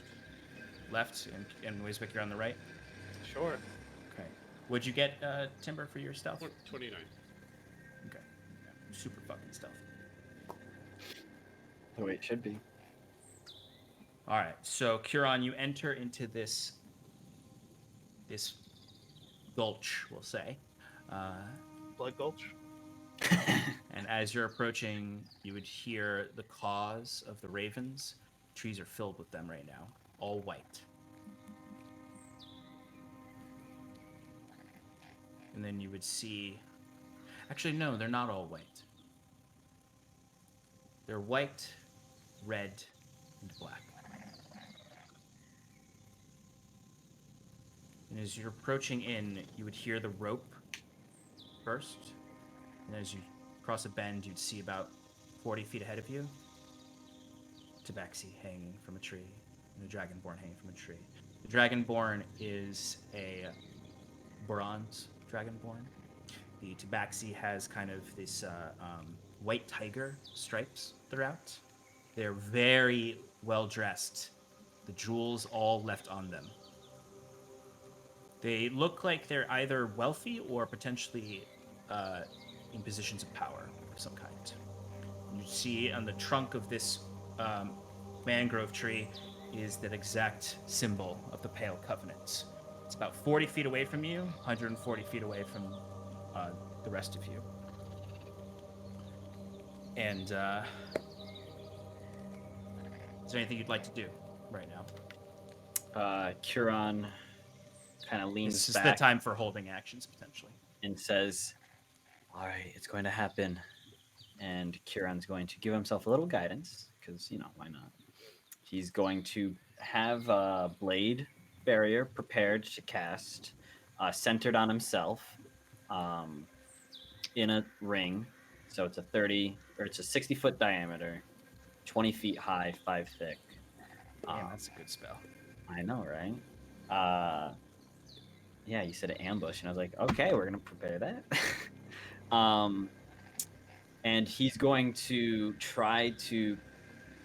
He's gonna wait for something to happen, but he's gonna almost from the memory of the vision that he had, try to remember exactly where he was when the ambush was launched. Obviously, it's different now because we've changed the future, maybe a little bit. Hopefully. Ooh, look at this map. Ooh. I'm going to ready the eye bite spell. Get a bite his eye. I ready Earth Tremor, and the trigger is when Curon sets off his spell. Okay. Is there a window in this cart? There are windows. I imagine you're kind of avoiding them right now, but you can. Sure. Yeah, because I'm going to need to see where I'm casting it. Wiswick and Timber, give me perception checks. We're not going to do combat tonight, but Alex, if you want, you can put the battle cam live. Looks 20. so cool. I can 20. reroll this next week, right? Right? I got one. Natural one. Natural 1. Yeah. All right, Wiswick, Oh. you are too preoccupied trying to keep your eyes on Timber or on Curon as that cart is moving into the space. You're falling behind with the Golem. Timber, what'd you get? 20. 20, okay. Timber, you would see them on the left side flank. You would see first, the first thing you would notice is the zombies, the undead. You would see that there are 12 of them. 12 undead archers. Just on this side. And 2 cultists. You would notice the undead archers are just sort of they're just kind of lazing about, kind of positioned, hidden in the brush. And you would see the 2 cultists are kind of up and above on kind of one of these salt crystal formations with some brush in front of them, keeping an eye out. You can see them kind of each of them are ready with something as they're looking over. Scarlet and Timber, or Curon, you start to into the space. Curon, the only sound is the caws of the ravens, and the rain drops on you. That's where we're gonna end tonight. The suspense. Can we keep going, please? It's almost 10:30, so no. Yeah, otherwise it would go till 1. Yeah, we'd be here all night fighting. And No. We will start next week with the results of your approach to this ambush point by the Pale Covenant, worshippers of Herfosts. It's not looking good for me. Yeah, it's not. I'll be honest. Thank you, everyone, for joining us tonight. for this lovely episode of Advantage in Paradise. If you'd like to see what happens, join us again next week at 7 p.m. Eastern Standard Time to see the results of our heroes' plan to approach this prophetic vision. We also have Thursday night, we have Relaxing in Paradise, where I am definitely going to be painting some minis, but also Shannon will be joining for her next excursion into Overwatch. So that'll be very exciting to see. We probably, if any of our usual community members want to join us, we'll take a look at that. Hopefully we get some folks. And then we have the Sean and Shannon Power Hour on Sundays at 7 p.m. Eastern Standard. And the next One Shot in Paradise is May 29th. Please remember that it is Jasper's Game Week right now, happening until May 10th, so definitely support them. Donate if you can. We don't have Shadows of the Mist this week, but they will be coming back on the 18th. Me and Shannon are in the Scales Above campaigns every Fridays at 9:30 Eastern Standard on Roll for Damage. We have two one-shots we're participating in for the Creators Assemble charity games that are happening on May 15th. One is at 7 p.m. Eastern Standard, and one is at 10:30 p.m. Eastern Standard, where some of us are in each of those. And then Clayton is going to be doing his stream DM debut for the Games Tavern charity streams for No Kid Hungry with his Bay of Skulls one-shot that will all be on that Sunday at 2 p.m. Eastern Standard Time. So join us for all of that. We hope that you enjoyed your time in Paradise. We are going to raid our friends over at Ardent Roleplay because they are live with a Jasper's Game Day. So go give them our love. Go support a great cause. Thanks for joining us. Come back next week to see all these lovely heroes pin-needled with arrows, stabbed with glaives, and dead in a swamp. Make Thanks. our visions come true. All right. Say goodnight, everybody. Good night, everybody. Wow. Night, everybody. Does that Oh, mean you we're beat gonna me kill to us? it. Oh. All right. All right, Yeah, Alex, yeah, you that's what I heard. Alex, you can take us out. Can I?